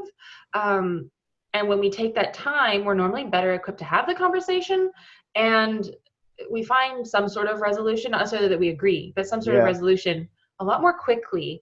Whereas versus if like from last weekend, it's coming from a more emotionally charged, reactive place. Well, it's funny because I do find myself now wanting to kind of play devil's advocate with my own statement, because, I've been on both sides of this, and you probably have too. A lot of people, I think there's some issues where like it kind of divides people. Like some people have been on this side, and that side. This is one of the things I think most people have been on both sides of this kind of issue of like, sometimes you've been the emotional one and you're like, but I feel like we need to talk now, otherwise you won't hear my raw emotion. And I definitely relate to that as like an improviser, because that's what my whole daily work is making sure that I'm raw and unfiltered and as honest and transparent emotionally as possible. And that's when I improvise the best music. And for a certain kind of interlocutor, that's the best kind of conversation too. Usually it's someone who's like emotionally engaged. Maybe they've done like drama or something, so they can accept a wider range of emotion or something like that. And with those people, if I'm completely unfiltered, they become unfiltered, and we have like very dramatic interactions, but we get somewhere. And like it's not cheap. It's not emotionally cheap. It is draining. It's just like going to the opera for 4 hours or something like that. But it's some people are comfortable with a very full emotional bandwidth. What you might get if you were an actor or like drama therapy perhaps or something like that. Or I feel that way about music. Certainly classical music has this wide emotional range compared to the radio, actually, which is like, it's right in here. Like when you're at the grocery store, it's like, just keep your cart in the aisle, keep your emotions in the aisle. And that's really funny. Never mind that it's music that nobody chose to hear, but that's a whole other issue. Freedom and social choice. But yeah, I really think, I posted a few weeks ago, stigmatize strong emotion and revolution becomes impossible. So that's kind of the other side of it. But that being said, there's such a thing as being emotionally unhinged and it being completely disproportionate to the issue. And like, I think it also, some people just seek out that drama, not for the issue, but just because they want the extremity for its own sake. And that becomes, I think, less communicative. That's more just like rehearsing technique or something like that than like actually talking about something that's really, something that provokes or merits that kind of passion in a conversation. But I do think that we have a society where we're all kind of emotionally boxed in and is let a narrow range, like, right eye only. And I do think that's part of our docility, that, passivity, submission to the existing political system, which is just like, just go through emotions. And, that might be fine if our system wasn't like chugging along towards like a certain death. So the topic of being dramatic or maybe truthful. No, I'm kidding. Well, because funny. On the episode with the multiversity project, I was saying to Chris on that show that like because he was saying, oh, you know, sometimes it's good for relations to be predictable and people see that predictability and it's like secure attachment and like that's related to like sometimes how often. Oh, I was going to say earlier actually. So by the way, you have to be careful in measuring commitment or devotion in like minutes. Are you of time. waving fire at me? No, you have to be careful about. You have to be careful about measuring devotion in units of time. Because if somebody thinks that how devoted you are to them is measured in how much time they spend with you, and then you say, oh, I need to be alone for 2 days, then they perceive that as a reduction in devotion, as opposed to like you're working together to be devoted to the principle of like respecting each other's space, in which case you're actually working together. It's the same as like, okay, you go to the grocery store, I'll go to the hardware store. You're apart, but you're working together and getting more done together because you're coordinating your activity. Apart at the hardware store? Yeah, as opposed to like, okay, we're gonna go to the grocery store together, and then we go to the hardware store together. It's like, well, that's not efficient. It's not efficient, is it? Thank you. You might meet somebody else at the hardware store, and they might meet someone else at the grocery store, drugstore. You know what I think was like the highlight of my relationship so far was when we were trying to plan our day like that, and I had kind of made a plan, and Hunter was like, well, why don't we do X, Y, and then Z, and kind of restructured what I had talked about. And I was like, well, because I want to do this. And he's like, yeah, but it's more efficient this way. And I was like, oh, fuck you. You listen to me. I'm throwing it back. But I think that definitely relating to that conversation about like spending time alone, etc., brings up what for me is the most important. And I think this is what I was trying to communicate in that conversation that Hunter and I had was for me, it's more important to spend less time together, but have it be very intentional as opposed to having lots of complacent time. Yeah, absolutely. Yeah. Actually plan because if you're like, just because you live with your partner doesn't mean you shouldn't plan a date because that's when you're actually you're going to shower. If you're like you know treat any other date, get ready for your date with your spouse if they're so important. You know, like have a shower, already be awake. You know, like you know, be ready to like if you're going to leave the house, already be ready to leave the house. Just like if you're showing up for honestly, if you're showing up for work, you know, not that it should be like a job, your relationship, but like you should be prepared to function. You know, you know, because when people live together, it can get like, oh, I'm passed out on the couch, you're passed out on the couch. This is our relationship. It's like not really. This is like what you're doing instead of your relationship. Yeah, you don't always want. We're gonna do what we think is good for us to do with each other. Yeah, it's like I think I was talking to somebody about this recently. It's like when you reach that point in a relationship where you're like comfortable farting in front of each other, but you don't always want to be operating at that comfort level. I think my wife started comfortable farting in front of me, but you think she did?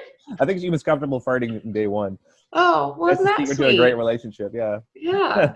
Now I kind of wish I could take it back sometimes. No, I'm kidding. But that's bad for you're not supposed to take your farts back inside of you. It's really bad. It's not healthy. You'll have to see the doctor. But like, I guess for me, that's what I kind of relate it to, like half seriously, but also pretty seriously, is like, don't always be operating at that comfort level. Like sometimes it's nice, like you're saying, put intention into it. You know, put on the clothes that make me feel awesome. Like go to a restaurant where it's pre-planned or to a show that we actually had to like plan to buy tickets to and put that intention into it because I think like, you know, I deserve that intention as an individual. I make it for myself when I plan to do things and cover your alone. Mouth when you shoot. And and right. Oh, I can't stand that. And then pro tip to anybody in the audience. For each other. Yeah, right. Cover your mouth when you I'm probably guilty of that sometimes. Don't always fart. But also don't hold them in. Tell me to cover my mouth. Do I do that? No, I think I normally have my mouth closed. Oh, I do a lot of talking when I eat, but I do a lot of this. It's also because I tend to get some of my beard out. So I'm like, you're not going to see this cleanup operation. Yeah, that's reasonable. My mom just that raised never me. Happened. Same as it ever was. Yeah. Just kidding. Just kidding. It all got in. But yeah, and I think that's it. It comes down to that, like having that intentional time. And I think through that, if we want to kind of loop all this back together in some way, at least for me, creating that intentional time and knowing that intentional time is being given to me helps me feel more secure when I'm not with my partner or when they're doing something where I am not their main priority, which is totally understandable and needs to happen. But helps me feel secure through that. And then also gives me that space and freedom where I can start to explore, like, how do I nurture myself in those times? What do I need? What do I enjoy independently or with my friends or whatever? And through that can cultivate a more healthful, honest sort of relationship. Yeah. Is that a good summary? I don't know. Yeah, I think so. Okay, cool. Yeah. I don't know if we got into the biggest controversy, which is basically like, probably not. Well, because I mean, presumably it's I mean, there's the controversy of polyamory specifically than as opposed to like um well, I mean, let me put it this way: which do you find more controversial? The idea that it's better if monogamy comes from introversion rather than control, or the idea that it's better if more people sleep together? Let's start with that idea. Which is more controversial? Some people would believe that. They're like, oh, if only people made more love, we'd have more of a loving world. I mean, I understand it's not as simple as that, obviously. But, you know, like I was saying that thread, there was some connection between the peace movement and the free love movement, right? Because, like, what's the opposite of war? Love, you know? It's, yeah. And so you're asking which is more controversial? Was that a rhetorical question or like a legitimate? No, I'm literally asking you. Yeah, okay. Yeah. Well, yeah, I think the latter is more controversial. More controversial. Okay. Yeah. Well, a reasonable. Should we try the easier controversy first, or should we jump to the hard one? I mean, balls deep first push. I don't know. Okay, let's do it. So, why shouldn't people have more sex? I mean, surely I'm just going to take up the position. So maybe this is my view, but let's say, why shouldn't people have more sex? Then we'd all be together more, and people would know each other more deeply. All that carnal knowledge, we'd be carnal epistemologists. We'd all understand the depth of each other's soul from all that drama that would happen if we all fucked each other. You know, what's the counter? As soon as you start talking, not you, like a general you, this is where I like languages other than English, because I could have made that more specific up front. Sure. As soon as you start talking anything sex, like everything becomes a fucking innuendo. And we can't handle it. Like we'd know each other's depths. Yeah, you would. This is where we're regressing to our old conversational dynamic. Anyway. Right? It's always fun. And I also really like that part of working with clients on these things. Because as soon as we start talking about sex, having those little jokes along the way can also make it a more approachable topic of conversation, especially when maybe you just know someone over a computer. And maybe that's a healthier kind of boundary testing, like testing what's funny. Right? Like testing what would be funny to joke about as opposed to testing by, you know, like for instance, imagine if your partner tested you by joking about tickling you and got the same reaction, was like, well, okay, I won't actually try it then. Yeah, he learned fast. Maybe that's maybe there's a separate set of principles for sort of theoretically testing a boundary, because you might test it in your head and be like, okay, I'm going to imagine doing this to somebody and then realize they wouldn't like that because because I remember they said, you know, I will slap you really hard. Remember the words she said, I will slap. And you'll be careful. Some people like that, but that's the thing. It's not every punishment. Like, you know, that the cat might like being chased out of the room sometimes. He does. My cat actually plays chase like a dog. Yeah. Yeah, it's problematic because you can't really punish him. But anyway, sorry, back to topic of everyone should have lots of sex. All right. Or should they? Or should they get to know each other deeply? Ayo. I mean, I'm actually kind of agnostic in this question, which is why I'm just taking a position. But, yeah, that's reasonable. So, but are you agnostic about it? Do you think, like, who knows how much sex we should have? Like, I mean, you and I, but people in the world, you know, how much should we collectively be having? Should people be fucking more? Should people be fucking less? Can you not say? Is it irreducibly individual and you can't possibly say something at a collective level about it? Or well, I think there's always that, but for the purposes of moving ahead in a conversation, there's an element that's irreducibly individual. Yeah, and that's the thing, is like for the purposes of moving forward, consent, you know, like it's still a choice. So you can choose to be a slut or you can choose to be a prude in terms of like just quantity of promiscuity, let's say. I think in general, I would say people ought to have more sexual exploration now, whether that be with a partner or on their own. Yeah. I don't necessarily want to comment, but I think that at a baseline is important, as people should be, I don't know, whatever, fuck it. People need to be more comfortable exploring sexually, starting with themselves. Because it's like, how do we even communicate if we do go bigger to like all people should be having more sex with each other? Right. Well, how the fuck do I do that if I don't even know what I like and how to communicate with me in that sense? And, you know, it brings to mind that whole adage about how, like, you have to love yourself first. And it's funny because people often because people often bring it up and they're like, haha, you know, I don't mean masturbation. And it's like, but I do. Maybe you do. Maybe I really you don't even know that that's what you mean, because, and like the extent of it, like, you know, like you're touching your own shoulders and maybe masturbation, but it's part of getting to know your own body, you know? You know, because I used to really balk at that idea, because I took it a very different way, and it is a way that people do sometimes take it, which is saying you have to have a high opinion of yourself before other people will have a high opinion of you, which is, it's a little fucked up because like we get our opinion of ourselves from other people unless we're a complete narcissist, right? It's like if what you think of yourself is a function of what other people tell you. If someone tells you you're a good person, you're going to think a little more you're a good person unless you find a flaw in their reasoning or like you don't trust them or something. If someone tells you you're a bad person, it's the same thing. And that social comparison is part of a healthy way of evaluating yourself. You're not supposed to just love yourself. I love myself. Now I'm ready for a good relationship because I think I'm great. It's like you need to like hate the bad things about yourself and like the bad things you're going to do to your partner because you'll do something bad in your relationship and you need to hate that. Yeah, you'll tickle them.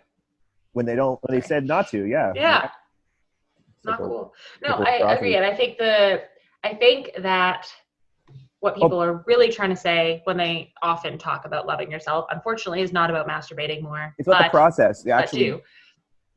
Paying attention, like the way you'd have to with a long relationship, giving yourself that 40 minutes a week that your spouse is supposed to need. Do you give yourself that 40 minutes a week to talk to yourself, and like all the effort that's involved in the process of loving someone? You have to go in that effort yourself and talk to yourself and listen to your own boundaries and like follow through on your own expectations of yourself and like that loving relationship.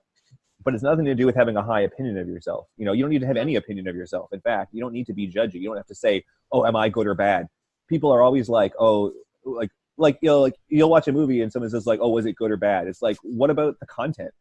Or like people like the music. Oh, this song was good. This song was bad. This song was better. This person makes more money. This person is better. It's like, people are always doing this comparison, and we don't have to be. You don't have to constantly asking what's better, reducing it. It's the curse of capitalism, right? Because capitalism has this implicit assumption that any two things are comparable. You can put a dollar value, like I would pay more for this than that. And after watching a movie, if someone's like, "How good is it?" Someone's like, "How much is that movie worth?" Like, did we waste our money on that movie? It's like, well, you definitely did if that's the first question you ask. Yeah. So it's actually funny you say that because you didn't look at my Instagram. And one of the questions that I asked was, do you often describe things in language of good, bad, positive, negative? And for me, and I like that you touch on the capitalism part, but for me, that comes from that purity culture upbringing where things are very clearly juxtaposed and put into right and wrong and using that as a rubric for everything. And I've even had that come up with some clients recently where they talk about, well, I like things to be perfect. And I'm like, is it that? Or is it that if it's not that certain way, you think you're losing out on this full community because of the rules that they've taught you and how you can fit in? Perfect how? Like, what's the context of that? Like just they want their any relationship sort of, to be perfect? Yeah, relationship or how they present themselves in the world. Or it's just that lens of, I need to be this way for this to be right or good. And it's like, well, what if you don't? What if you're in the middle and you explore that area or how that works for you? Well, it's funny. I'm starting to realize that your emphasis on let's say the problems of purity culture is very similar to how I like to emphasize the problems of black and white thinking, or splitting, absolutism, whatever you want to call it, false dichotomies. I mean, not all dichotomies are false. And like I love that word, dichotomy. Yeah. I don't know why. I mean, the notion of a false dichotomy or a false dilemma, that's like an untrue disjunction. Like when you say or and it's not or.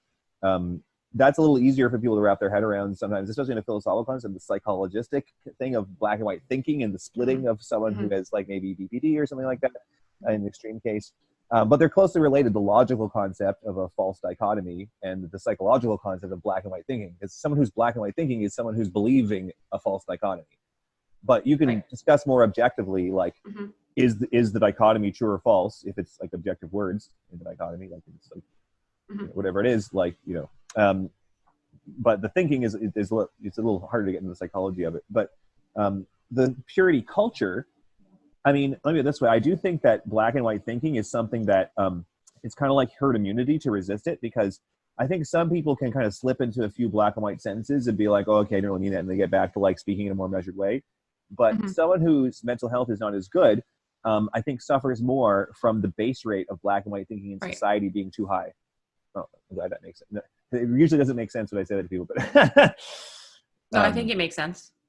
Yeah, I think so. Yeah. And it's I mean, look, I mean, a lot of things in terms of like conducting yourself well in discourse about avoiding mental pollution. And guess what? Pollution, that's how pollution is. It doesn't necessarily affect you, because someone can be like, well, I can not make a distinction. I'm fine. It's like, yeah, but you're going to eventually confuse someone else if you speak in these all or nothing terms, because someone else might have a much more direct connection to what they're literally saying and how they feel and act, because some people might like they inflate their language, but what they actually do is more measured and sane, and what what is off is just their language. And there might be a lot of people who are like that because they're grounded maybe more by their feelings. Maybe they're not dissociated from their own bodies and emotions or something like that. They're not trapped in the linguistic realm, or maybe that's one way you can be more vulnerable to this. I think there's lots of different ways, but I think it's true. It's true of any, like, you know, like it's similar to actually lying to people. That someone might think, oh, yeah, I'll lie here and there, it's justified. I don't believe that. Certainly not anymore. And it's easiest to make the case for lies of commission. I mean, lies of omission are a little like, you know, you have to tell everyone like everything is in your head, but like when is silence a lie of omission? That's maybe a hard question, but like there's a much more laissez-faire cultural attitude of like, oh, you know, white lies are fine. It's only big lies that matter. It's like, well, if you can't tell the truth and it's easy, you'll fail when it's hard to tell the truth, for sure.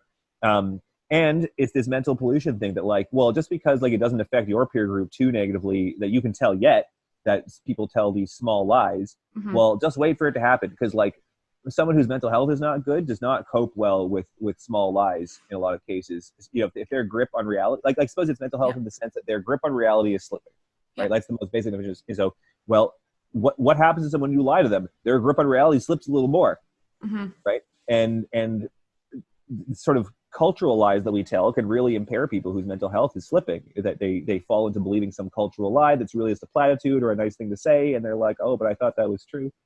For me, it was Santa Claus. Oh yeah, I was so angry about Santa Claus. Thank you. I was devastated that my family had lied to me my entire life. Especially it was from the person who taught me not to lie, lied to me. Yeah, and for me, it absolutely was kind of blown up to that level of like, how am I supposed to ever trust you again if you've been misleading me this whole time? It's a fair question. And I was really mad. And so that's where I decided I would never. Random bullshit. Yeah. They could lie to you about the weather, and then you're like, well, what's next? And that's totally how it felt. And I think also because I was, you know, like I think I had an okay grasp on reality, but mental health wise or emotional health wise or whatever, reality, was the emotional reality too to get struggling. And, you know, parents go through divorce and things happen, and the culmination of things with that is what like blew it over the top. And it took a lot to be able to trust again. And obviously there's a lot of other factors that came into this. It wasn't just like you lied about Santa Claus and now I trust no one. Mind you, maybe a little bit. You trust no one as much as you did. Yes, precisely. And I had to learn something I'm still learning.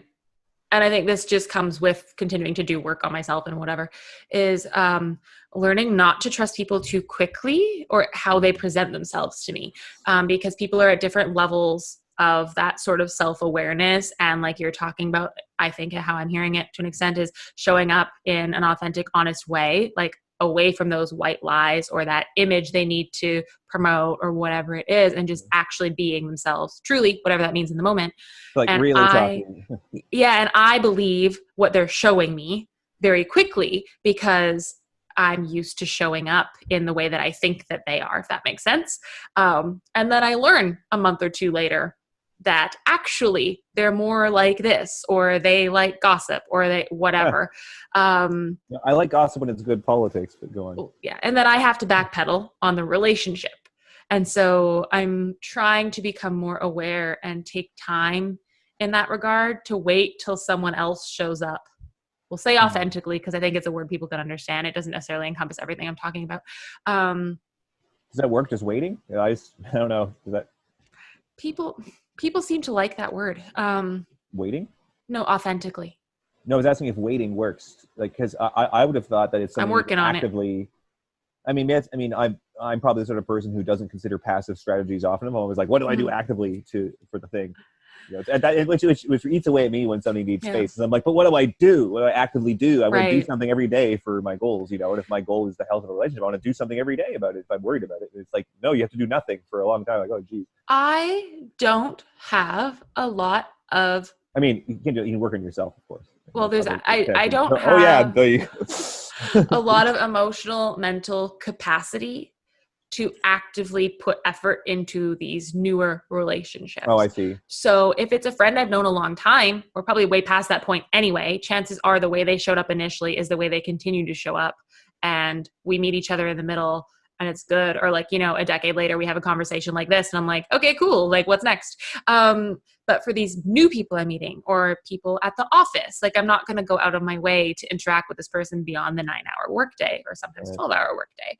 And so it's realizing, Natalie, don't share too much too fast or opt into that sort of a conversation until you've felt through this a little bit more. You see, it actually depends on things like buyers versus sellers markets to sort of degrade the conversation to a crass economic metaphor, because it's kind of one-dimensional. But anyway, that helps the simplicity of this example, that like, suppose one person has a lot of conversation partners, let's say, they talk to 50 people every week. And one person is struggling to find people to talk to. They want to talk to people, they're isolated, they feel lonely, whatever. And maybe they can talk to people, it's not the right kind of conversation or something like that. And, it's, I just gapped. What were we just talking about? And just see, this is how we know people lying. Oh, well, before I forget, it's probably as I'm trying to remember something else. Before I forget, there's something else in the stack. I was going to say, I like the part that that you said, because it's actually where we could agree on that very controversial question. The part we could agree on is that because like the question of like, should people have more sex? Oh yeah, that part. Because you were saying like, well, maybe they should learn about themselves and their bodies and about sex and all that kind of stuff. And that's very much in line with what the motivation would be that I would see behind taking up the position that people should have more sex, is that sex enhances our collective understanding. Yeah. That like, because, that one of my basic values is collective knowledge, collective understanding. That's why I was in that study room arguing with people at random bullshit, because it's like, I want us all to understand shit, and that's why I was there, to understand things and so on. And, that I actually don't know. Well, there's times when my sex drive is stronger than that drive, but there's other times, there's that Alice Huxley quote: an intellectual is someone who found something more interesting than sex. That being said, I think, maybe I value sex more than that. But, I think that it's a good starting point to come from, which is the value of collective understanding, because also it speaks to the lying question, right? Because what, I don't think our lives, certainly as humans, are very meaningful individually. We're social creatures. Our lives, we become completely nihilistic in isolation. And a lot of people who are depressed because they aren't caring enough for other people. Because if you just try to find meaning in your own values, it won't happen. Like in the long run, it won't happen. Like you can examine your preferences and so on, but ultimately you're going to find meaning in your connection with other people.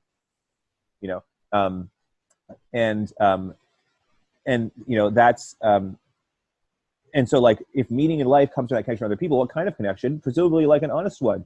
Where because part of the reason is that you get a collective understanding. And if you value knowledge and understanding the mysteries of the universe, we're only going to get there together. And some of those mysteries are mysteries about sex and romance and the metaphysics of love.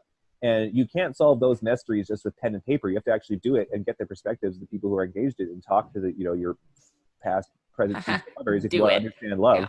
You have to actually do it. Yeah, let's do it. Let's fall in love, as the song goes. It's like without that, you can't get that collective understanding. And now you might say to the question of people should have more sex, it's like, well, if they have more sex without that increased understanding of themselves, it's getting the project backwards, maybe, of collective understanding. That if the value, or one of the big values of more sex collectively, assuming the birth rate's the same, right? Assuming birth control stays the same, because that's why this is more of a question now, right? Because it used to be directly tied to the birth rate. So how much sex people should have was tied to how many babies should we make. But now it's just fun. Well, and other things. Yeah. Our psychology hasn't changed overnight just because condoms were invented. People have been pulling out since they've been coming, but it's like, so it's not like birth control never affected our psychology. In fact, it was more psychological birth control, right? It had to be more psychological when it was something like the withdrawal method, or they did find crocodile dung diaphragms in the Egyptian Jews. They also had pyramids on them. So. And, they did some interesting things. That though goes back to the purity culture bullshit too, where we learned you don't have sex until you're in love, and it's only to have a baby, right? And so that was to understand each other's bodies. That psychological birth control, I guess, if you're talking that way. It was you just don't do it until you're doing it for this specific purpose, and then you owe it to this person because that's what you're supposed to do. Yeah, and I guess that's what it was before there was accessible birth control. Yeah. I mean, you could, if I'm going to try to be sympathetic to like the other side of the political spectrum, it's like you could imagine maybe somebody making an argument that like, oh, well, birth rates should be tied to sex rates because otherwise we're failing to use the instincts that we evolved for deciding when a baby should be made. But I don't view it that way at all. I view it as increase because look, human courtship is more complicated than animal courtship, and as we develop birth control, this adds another step to the process of like creating an even higher bar for a baby to be born. It's the same with a woman's right to choose. That is, if we don't have a rape culture, we have a consent culture, then both parents have to agree the baby should exist. I guess that's a higher standard of evidence, but that should create better choices. It's not like we're in danger of having too few children to repopulate the earth at the moment. I don't think climate change is so bad that humanity won't survive. So I don't think, because you could say like, oh, humanity's in danger of extinction, therefore we should up the birth rate. Right? I mean, I'm surprised how little this comes up in the climate change arguments. Well, there's people on the other end of the spectrum where they say like the world's going to end, so don't have more children because why would you bring them into this world? Well, this is their last chance to exist. They don't have, if their next generation won't even happen, maybe let's make this one twice as big, so there's twice as many people hear twice as much music. That reminds me if we have twice as many babies. Sorry, I'm doing my insulin right now. Have you seen the movie Armageddon? A long time ago, yeah. So I just always remember that scene of that girl. Aerosmith. And she's, and she's like, this is very nuts. There's a girl with a dude. And she's like, what? I don't want to die a virgin. Like, that's the scene I always picture because the world's going to end. And she's like, but I have to have sex before I die. I'm like, yeah, you do. Like, I think you do. Take some shrooms while you're at it. But just, oh God. But it's just, things that people put in their bucket list. Kind of funny, right? Yeah, that's true. They do. That is not in my. They're because it's both about experiencing a different side of reality, right? Like, I don't know. I think before you've had sex, it's like you don't know something about the world, I mean, more than just like not knowing the price of bread around the corner or something. It's like something a deep fact that you don't know about the world. No, it's definitely true. I always think of that, and that reminds me of what you're talking about with exactly. It's like learning that new side and feeling part of that thing, and it does. It's just perspective. Yeah. Speaking of not knowing things from not having sex, the other upcoming episode of the other shows on the Multiversity Project is they're going to be doing an interview with an incel, actually, who apparently is drawing on. Ariel told me he's drawing on Schopenhauer to make some of their arguments. Interesting. So I'm going to find out if I pre-refuted their arguments or not, because we addressed it a bit in the episode. I might have there's a lot to address, and I do think because I get in there the idea that like children are entitled to parental love, but adults aren't entitled to sex or romantic love. And there's a transition there. It's again for this growing up thing, right? Of like children might not respect boundaries, but adults are expected to, and children are expected to need supervision all the time, or adults are expected to not need supervision, so they can be doing the supervision, so they can be the supervision. Right. The watchers, eventually no one. Eventually you're it, and it's all on you.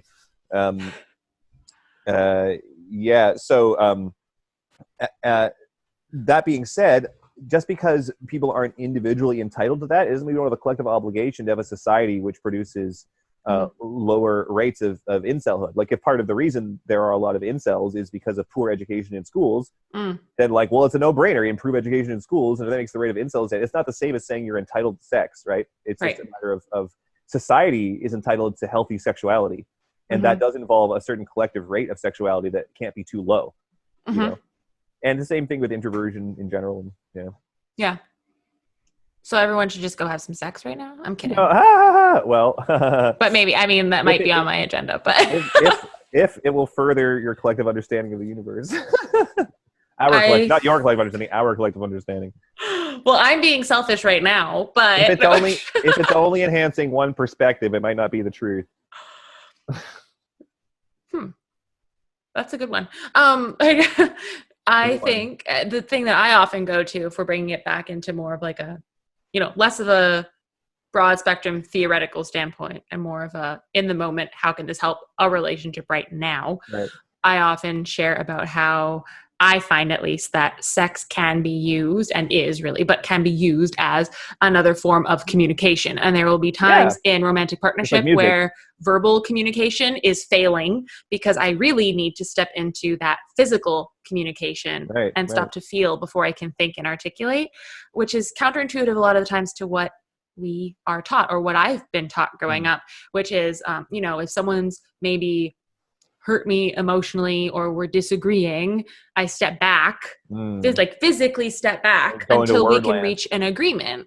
Where sometimes if it's with a person where I feel comfortable and I'm safe and whatever, opening up that physical communication can actually help the rest of it flow. And this is such an invisible to a lot of people reason why online conversation relation can be so toxic. There's so many things you got to talk in person, even just to know that they're choosing to not touch you. You know what I mean? Yeah. Like you don't necessarily have to talk in person in order to touch each other. You have to talk in person sometimes to know whether you're touching each other during that sentence. You know what I mean? Like if someone says like, oh, I really love you as a friend, and like, you know, it's different if they're like putting their hand on you, like not that, or if they're like talking over here. Yeah, not that it's not still ambiguous in some way, because I mean, we lack a lot of terms for all those in between levels of relationships. You know, between like, you know, full coital marriage and like loveless friendship or whatever. But you know, it makes such a big difference in the communication and the body language and someone's breathing rate. And people can think, oh, but you know, I'll correct for it. Like, first of all, they don't think that, and when they do think that, they're wrong. And when you actually do put your emotions in words in a text conversation, it's a completely different meaning. Like when you actually say, I feel angry, that means something completely different than just when you answer in kind of a testy way. But you say that with this anger, it creates a whole different conversation. It doesn't say that you shouldn't be doing it sometimes also in person, verbalizing the thing so you can name it, but you don't always want to go to the verbal level of emotion. I mean, usually it's the other problem that people don't use emotion words, don't use meta emotion phrases like I'm sad that you're angry that Bob is sad or anything like that. But which is what you have to actually do for it to be like a relationship. It's supposed to be like, we need to both be happy. It's like, well, you shouldn't be happy with the wrong things for one thing. You shouldn't be happy about your partner failing on a date or something like that. You can apologize. You know, you're certainly not happy for their date. If you think your partner's a good person, they're missing out and you're a great partner if they're so great. Yes. Because you were talking about, we are talking about how sometimes you need that physical connection to communicate. And you were saying sometimes the point of sex maybe is communication. You know, communicative sexuality is a great ideal, I think. I mean, it is possible to say like, well, you're kink shaming if you say all sexuality should be maximally communicative, because maybe some people like particularly uncommunicative sexuality. I mean, I'm not ready to agree immediately with that argument, if you know what I mean, because like it seems very I mean, it's going to create a lot of bad situations in terms of consent if you don't have at least a default very strong preference for sexuality to be very communicative. You know, you might say, oh yeah, there's people who are different and they don't want to talk, they don't want to make eye contact, they don't want to check in. Like, well, I don't know about that. I mean, but there are people who might say they have that preference. So like, what do you do with that? You can't just be like, you're wrong. I mean, you have to say why they're wrong at least. If they are wrong, maybe they're not wrong. But you know, it is part of why I think sex is good for society, is the communicative side of it. I don't think if sex was only uncommunicative, I wouldn't think it was very good for society actually, other than for procreation.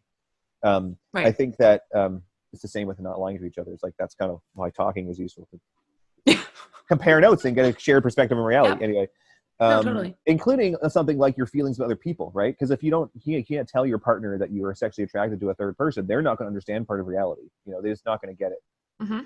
Especially if like one person has way more of a diffuse sex drive than somebody else. They're going to interpret it as meaning what it would mean for them if they don't hear enough about someone else's experience and how it's different for them. You know? Because for some people, sex and love are very closely tied. So they think if someone's sexually attracted to somebody else, it means there's something romantic, and it might not for somebody else. And blah, blah, blah. But at any rate, I've often thought in terms of communicative bandwidth that like, you know, speech has a certain maximum bandwidth, which is actually part of the argument for anarchism, actually, because you say, well, speech is this limited bandwidth, so you can't actually tell everyone everything you know anyway. So in order to use what you know to improve decisions, you have to be given the freedom to just act without explaining yourself or justifying yourself, which is part of why personal boundaries should be like that, because personal boundaries are the ones, in fact, you can actually use this to address the question of why should certain boundaries be more like personal boundaries. And you might say the personal boundaries are the ones that person has a whole shit ton of information about that no one else will ever have. Because no one else could ever tell you whether it's right for you to say consent to sex. They're not you. They're not in you. They might be. They're not in your mentally. They're not in you in that moment. So they're not. They don't know your experience. It can't possibly be an informed decision if you're not the one making it. And that's the nature of a personal boundary. I would say that like if someone else makes it, the decision is necessarily insufficiently informed. And I think you can make this kind of epistemic argument for a lot of things. And like with the anarchism argument, you can say, well, freedom, you can say you value freedom because you value knowledge. Just like I'm saying you might value sex because you value knowledge, communicative sex. So anyway, there's this limit in the bandwidth of speech, which is part of the argument for anarchism, saying you have to give people autonomy because they can't just do everything in speech and justify everything to an external authority, because otherwise you miss most of the information. And I tend to think of music as having a higher bandwidth than language, is one of the things that attracts me to music. It's also one of the things that attracts me to sexuality, because I tend to think that sex communicates even more than music or speech does. Now, maybe there's exceptions to this, or maybe it inverts for different people, or maybe for some people sex is less communicative and speech is more. I don't really believe that. Music versus sex, maybe that's more of a toss-up. I could believe that some people find good music gives them more of a window into someone's soul than a good lay, let's say. Certainly, if you describe it like that, how soulful is that? Yeah. So in my inner jury's out on that one, but I know what my personal view is, which the inner jury is for a future outer jury, but they're standing in and waiting for people's opinions. Yeah. But the people haven't shown up for jury duty in my head yet. That's maybe these podcasts will help with that, but but yeah, I tend to think of it as I tend to think of beyond procreation. I tend to think of sex as being a good because it can be very communicative, and I tend to think that. Personally, I tend to think that if people were more connected sexually in a healthy, communicative way, that we'd have a society that understood itself much better. Especially if it wasn't in the mono context of censoring information about, say, what you think about other people, because that's just part and parcel of not talking about sex, like not talking about your body, not about your boundaries, not about your preferences, not talking about your preferences for other people. That's another thing you're not talking about. And like, how intimate is your connection if you can't talk about something as intimate as your sex drive? So it's a barrier to intimacy in that way, having that kind of social norm. I remembered one of the things that came up and talking about like the different levels of communication. But I think the other part of it is we often, and I was actually talking with an old teacher of mine about this recently, and she brought up to pay attention to when I'm having a conversation with a partner or someone, and I use the word I feel this as opposed to I think that. And often we'll use the term I feel to prevent someone from being able to argue with us.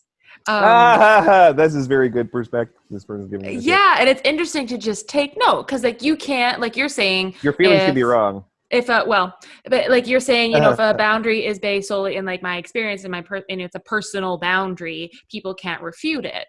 And like maybe we can also question what it's based in and how you got to that point and how honest that actually is for you based on your experiences and what you're trying to gain from it, and like whatever, we can still look at that and explore it. But I also think that when we use the word I feel, or the phrase I feel, if we're using it in that way, it really can be taking us away from feeling, and it's more like I'm thinking this, or it shuts down conversation. And it like, how do I explain? I always try to bring back emotions, like a label of an emotion, to an actual physical feeling. Yeah, because you don't need to say feel or think. You can just express a thought or a feeling. You can say like, that's false, I'm angry, right? You might say, I think that's false, I feel angry. And so how do we actually feel? Like, but physically? If you say, but suppose, compare that to say, I feel that's false, and I think that should make me angry, or I feel angry, and that Well, no. I'm trying to say, what if you do the mismatch and you use the think word for the emotion term, right? Because this is almost like a linguistic experiment, right? So like, because you can measure people's response time to these sentences. Do they seem grammatical, right? Because you could say, I think that's false, I feel angry, or you could say, I feel that that's false, I think I should be angry. Or something like that, right? Or I think I'm angry. That's a different claim, but they're both playing thought, Or you can say, I think angrily about it. That's different, right? Yes, that's. In fact, maybe I should say this more often. But I think angrily. People might understandably be better if I said, I think angrily that that's false, because when something's false, I know it's going to harm somebody, so that makes me angry. Now I'm just thinking of all the Elise that I can do, and I think now I'm going to be way too aware of it, but I'll just talk. Even saying I feel angry versus I am angry, there's two parts to it. I think on one, it can take away from my ownership of that feeling. So it's a way to distance myself and distance you, in that it really can't be questioned. Whereas I am this, it really kind of forces me to step into that space. So here's a brain twister for you. Oh.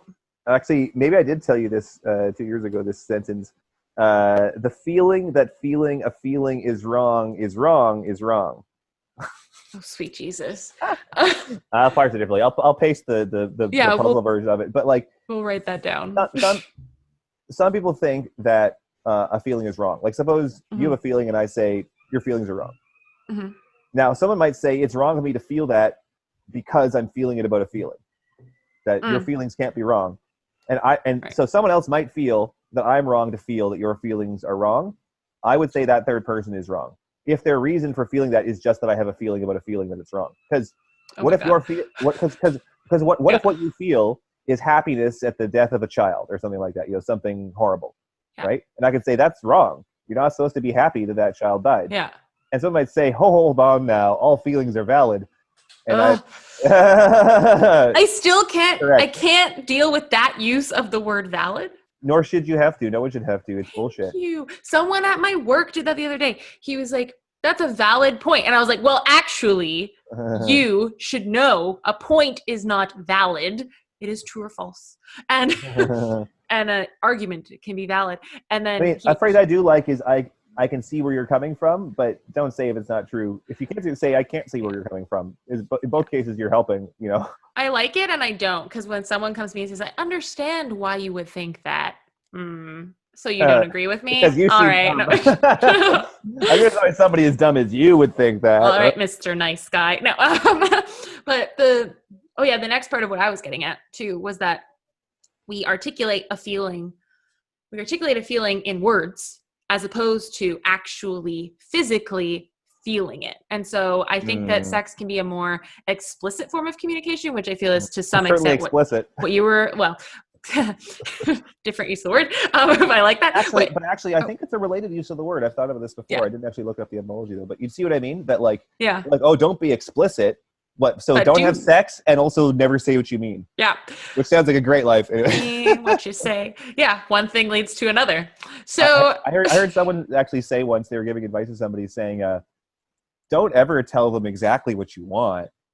Oh, I've heard that too. Okay. Yeah, so wait, maybe I need to think this thought through first. Is that, because I haven't finished this thought yet. You've interrupted me like 3 times. I think too slow. Sorry. It's okay. Sex forces us to actually just show up for physical sensation. And I think that's especially good sex. There is the sex, good or not good or bad, but for me, the more pleasurable sex comes when I am fully in it physically, not thinking about it, not trying to get to a certain point of experience, physical or otherwise. And yes, there might be words in communication during, but it's with intention of experiencing physically. And when we're in a place of talking about feeling, we're taking ourselves away from actually experiencing the sensation of it. And so in those times when we're so wrapped up in a conversation with a partner about a thing, sometimes we need to actually let ourselves show up for the thing. And I'm not saying have sex to physically feel anger, if that's what you were trying to express, but just have sex to allow yourself to physically feel something as opposed to talking about it. Yeah. That makes sense. I'm inclined to remember an occasion where I told a partner not to ask me how my food was while I eat it. Well, that makes sense because that's the wrong tense. No, it's like, are you enjoying it right now? Oh, okay. I was like, huh?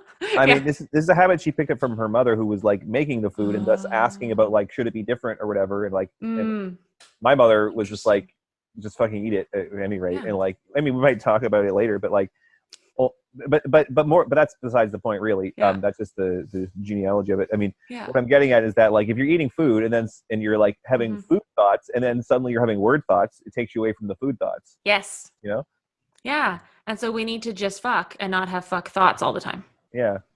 Especially if someone, in the case of the food, if someone's sort of anxious, is the food all right? Is it all right? It's oh geez, I felt relaxed until you're all worried about the food. Was it good for you? Did you enjoy it? I mean, I guess this is related. Sorry. Okay, so here's an example. I'm going to let you feel this example. So someone told me once, speaking of checking in and boundaries and consent culture, I knew someone once who said that they were hanging out with this guy, they were kind of into him, things were kind of going well, until the moment that he asked if he could kiss her. And she said that until that moment she wanted him to kiss her. until he asked, and it altered her desire. The very act of asking changed it. Interesting. To say the least. So, like, how would you counsel such a person or their partner? Well, or their date? So I think there's like is the word systemic reason that is the case. Right. Where often I think women in particular, that's all I can really speak for because I am that, internalize that narrative of... I give you authority to speak for men. I'll tell you if you get it wrong. Thank you. Well, I mean, I think it does show up more for women and men on the flip side. Like, women are taught to show up a certain way to help elicit a certain response. And it's not in the traditional upbringing that these things are explicitly communicated. It's like, oh, if I show up for the date and, he might hold my hand, or if I lean in at the end of the night, will he kiss me? I think, and that's what we grow up with. That's what I grew up with. And so getting to a point where I guess the first step is that other person actually explicitly asks versus just doing. And I have not had to opt in that explicit way before. It's always been more of an implied, passive interaction. And so it can get super uncomfortable because when have I ever shown up for my desire in that like open of a way? I haven't. Well, it could be very different communication styles. Yeah. Right? Because it could be that this person expects someone to be able to read them well enough that they know when they want to be kissed, so that they can also read them well enough for what comes after the kiss for that not to be too negotiated, let's say verbally. Maybe they don't want it to be too verbal. But you could say the flip side, like, well, maybe this person is just too uncomfortable with verbalization. Maybe that's unrealistic. And that's what I would look at first. Yeah. Can we be comfortable exploring it more in that verbal way and sharing that openly? And then in time, perhaps get to know each other where it becomes a bit more implicit and we kind of navigate each other that way and that sort of thing. But I think that showing up for it more explicitly with that verbal, like acknowledging what is happening, really does challenge, like, how rooted in my desire am I? And how much do I feel that I deserve to have that desire fulfilled as a woman in this interaction? And so I think that would be the first thing that I would look at. And that's what I've looked at for myself in moments where, I have a desire romantically and I'm like waiting for my partner to fulfill it versus just articulating it. Yeah. Right. And like, yeah, maybe sometimes we'll be able to read into it and it just kind of flows or whatever. Yeah. Other times it's acceptable to guess about. I might need to explicitly ask, and they might also explicitly say no. That's the other part. And I think that's the next part is when it's asked, or when I'm asking, can I be okay with the fact that other person might not consent, right? Like, just because I've expressed my desire doesn't mean they're going to be okay with fulfilling it. And then what do I do? And then on the flip side, if that person's asking, they're expressing a desire, what does it mean if I say no? Like, am I letting them down? Am I doing something wrong? And that brings up that whole other side of things to process. Sure. Yeah. I found I had a conversation with my mother a long time ago when I was a teenager, in terms of being okay with people saying no, because I remember at a certain point saying to my mother, like, okay, well, you should start like asking me to do things rather than telling me to do things. Like I'm like kind of becoming an adult now, like, like often enough, like there's probably things that I would be happy to do, maybe not every time, but like if it's the right time, if someone asks, like, we need help is needed with doing this, like, okay, sure. But the moment someone's telling me to do it, I immediately get back. I'm like, well, fuck you, because then you're supporting something else, which is the notion that you can be told to do it, which is different from the notion that like you want to help or that like something needs doing. So my mother started asking me, and then my mother had anger problems, getting very angry if I said no. I kept telling her, like, just because you're saying please doesn't mean you're asking. I only find out if you're asking when I know how you react to no. Right. Yeah. And now, I mean, this is something that parents are supposed to teach their children, not the other way around. But anyway, our culture has learned this slowly, I guess. We're developing more of a consent culture. Yeah. And, she'd had a lot of bad examples of how people had treated her. Yeah, it's like I asked nicely, so can you just do it? That's not very nice. I don't owe you anything just because you asked politely. Like, yeah. Yeah. Well, and the other thing about personal boundaries is that, like, you're supposed to respect them regardless of how nicely somebody asks. and it can be a good test that if you want to find out if somebody really respects your boundaries, ask as unnicely as possible. And if they still respect them, then you're golden. If you have to ask nice, Yeah, I get what you're saying. If you have to ask nicely for them to respect it. The way I put it before, it doesn't say that once you know they respect your boundaries, you don't then want to ask nice. But like one of the way I put it before is that tone dependent respect of personal boundaries is not respect of personal boundaries. Yeah. It can't be tone dependent in any way. And you can test if someone's respecting you in a tone dependent way by varying your tone. I mean, it could be the flip side. Imagine if they only they only listen if you say it angrily, and they don't listen if you ask nicely, or vice versa. Either case could be an issue, because they're supposed to ask in a way that's completely independent of the tone. Because it's not up to them or to decide that your tone is inappropriate for them to respect your personal boundaries, because the whole idea of a personal boundary is that you have complete authority over it. Yeah, those need to be separate conversations. Like I remember you sharing before, and this really stuck with me, is like focus on what someone says, not how they said it. And I think in terms of a boundary being communicated, at least, like that is it. It's like in that case, it's right. It shouldn't matter how I say it. It is what I said. Respect it. And we can potentially talk about, if it's warranted, how I articulated it at a later point as like a separate line of conversation, but you respecting the boundary should not be contingent on that. Yeah. And actually one thing that I find is tricky is figuring out when there should be that, what I would call a tone partition, partition between tone and content. Because I mean, the tone's telling you something else, but maybe what that tone is telling you in those cases that this person is testing whether it's tone dependent. Yeah. Right. Because it could be, what the tone could be telling you could be on the meta level, right? Some of these people miss the meta level and think like, oh, what their angry tone is just saying that they don't like me. It's like, no, their angry tone is saying that they want to feel that they respect your boundaries independent of their tone. This is why they're trying both tones. Yeah. No, totally. Yeah. Meta is better. Tonally. That too. Yeah. God. We need to publish that pattern. Do you still remember your pattern song? Oh my God. Yeah, you asked me about that. It'll come back to me one day. It was just, do you care about the patterns? Yeah, but there was but I forgot some of the notes, and there was like there were particular notes because I think it was a pattern. There was also more in my head than I was singing in the office in the middle of the night. I remember that as well. You remember it was in my head? Jeez, get out of there. No, I remember you, I think, alluding to the fact that there was more, or you'd drift off and I'd stop paying attention. But, I was trying to write a paper. So, yeah. But, I feel, not that I want to cut our conversation. Yeah, no, I think we're about tapped. I think we did some good talking. I need to hydrate. I need to go listen to this conversation and see what I got wrong. I'm hoping I record it. Well, it's ever evolving. We can do another one separately. Oh, I know, but what I mean is that's how I evolve my views. I always check. Fair. I try to anything that I type or say publicly, I'll go over repeatedly to make sure that I still believe it. Yeah. Do you have any parting words that you feel are necessary? Do you feel like we've conveyed what we needed to talk about? Crave each other's freedom. I like that. I could title it that. Okay. Yeah. I am going to go communicate with my partner. Sounds very educational.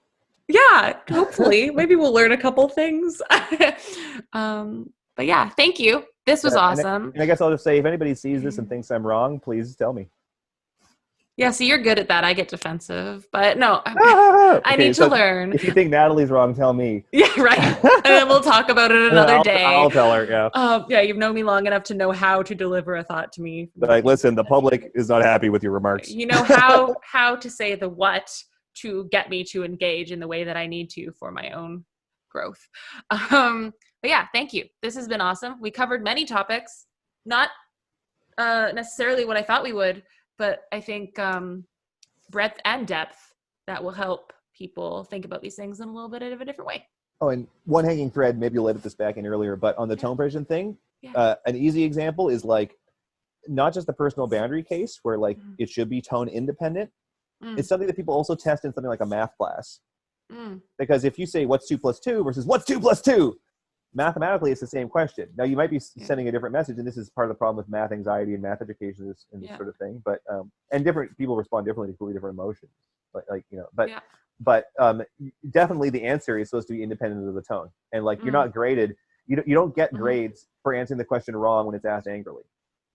I mean, maybe that would be an interesting way of grading the teacher, I guess. But And in fact, remember I was talking about the cat when it didn't feel cooperative? There was a parrot who, Alex, the gray parrot who's died now, who could do some simple counting of different things. So it'd be like how many green, it would say how many green objects were and how many yellow and so on.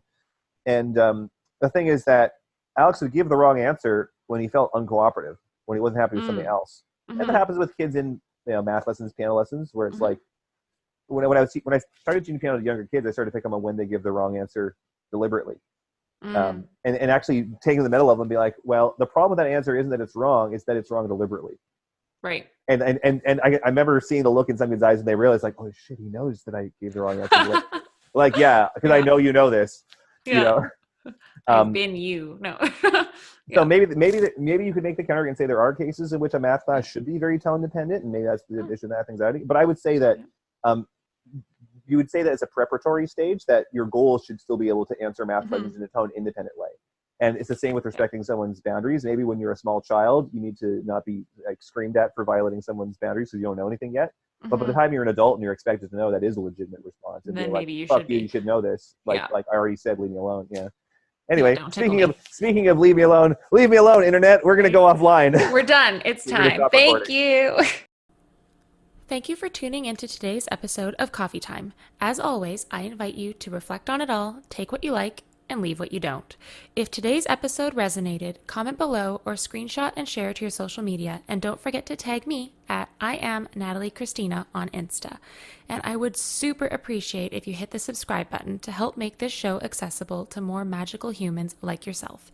Until next time, I am your muchly caffeinated host, Natalie of Natalie Christina Coaching.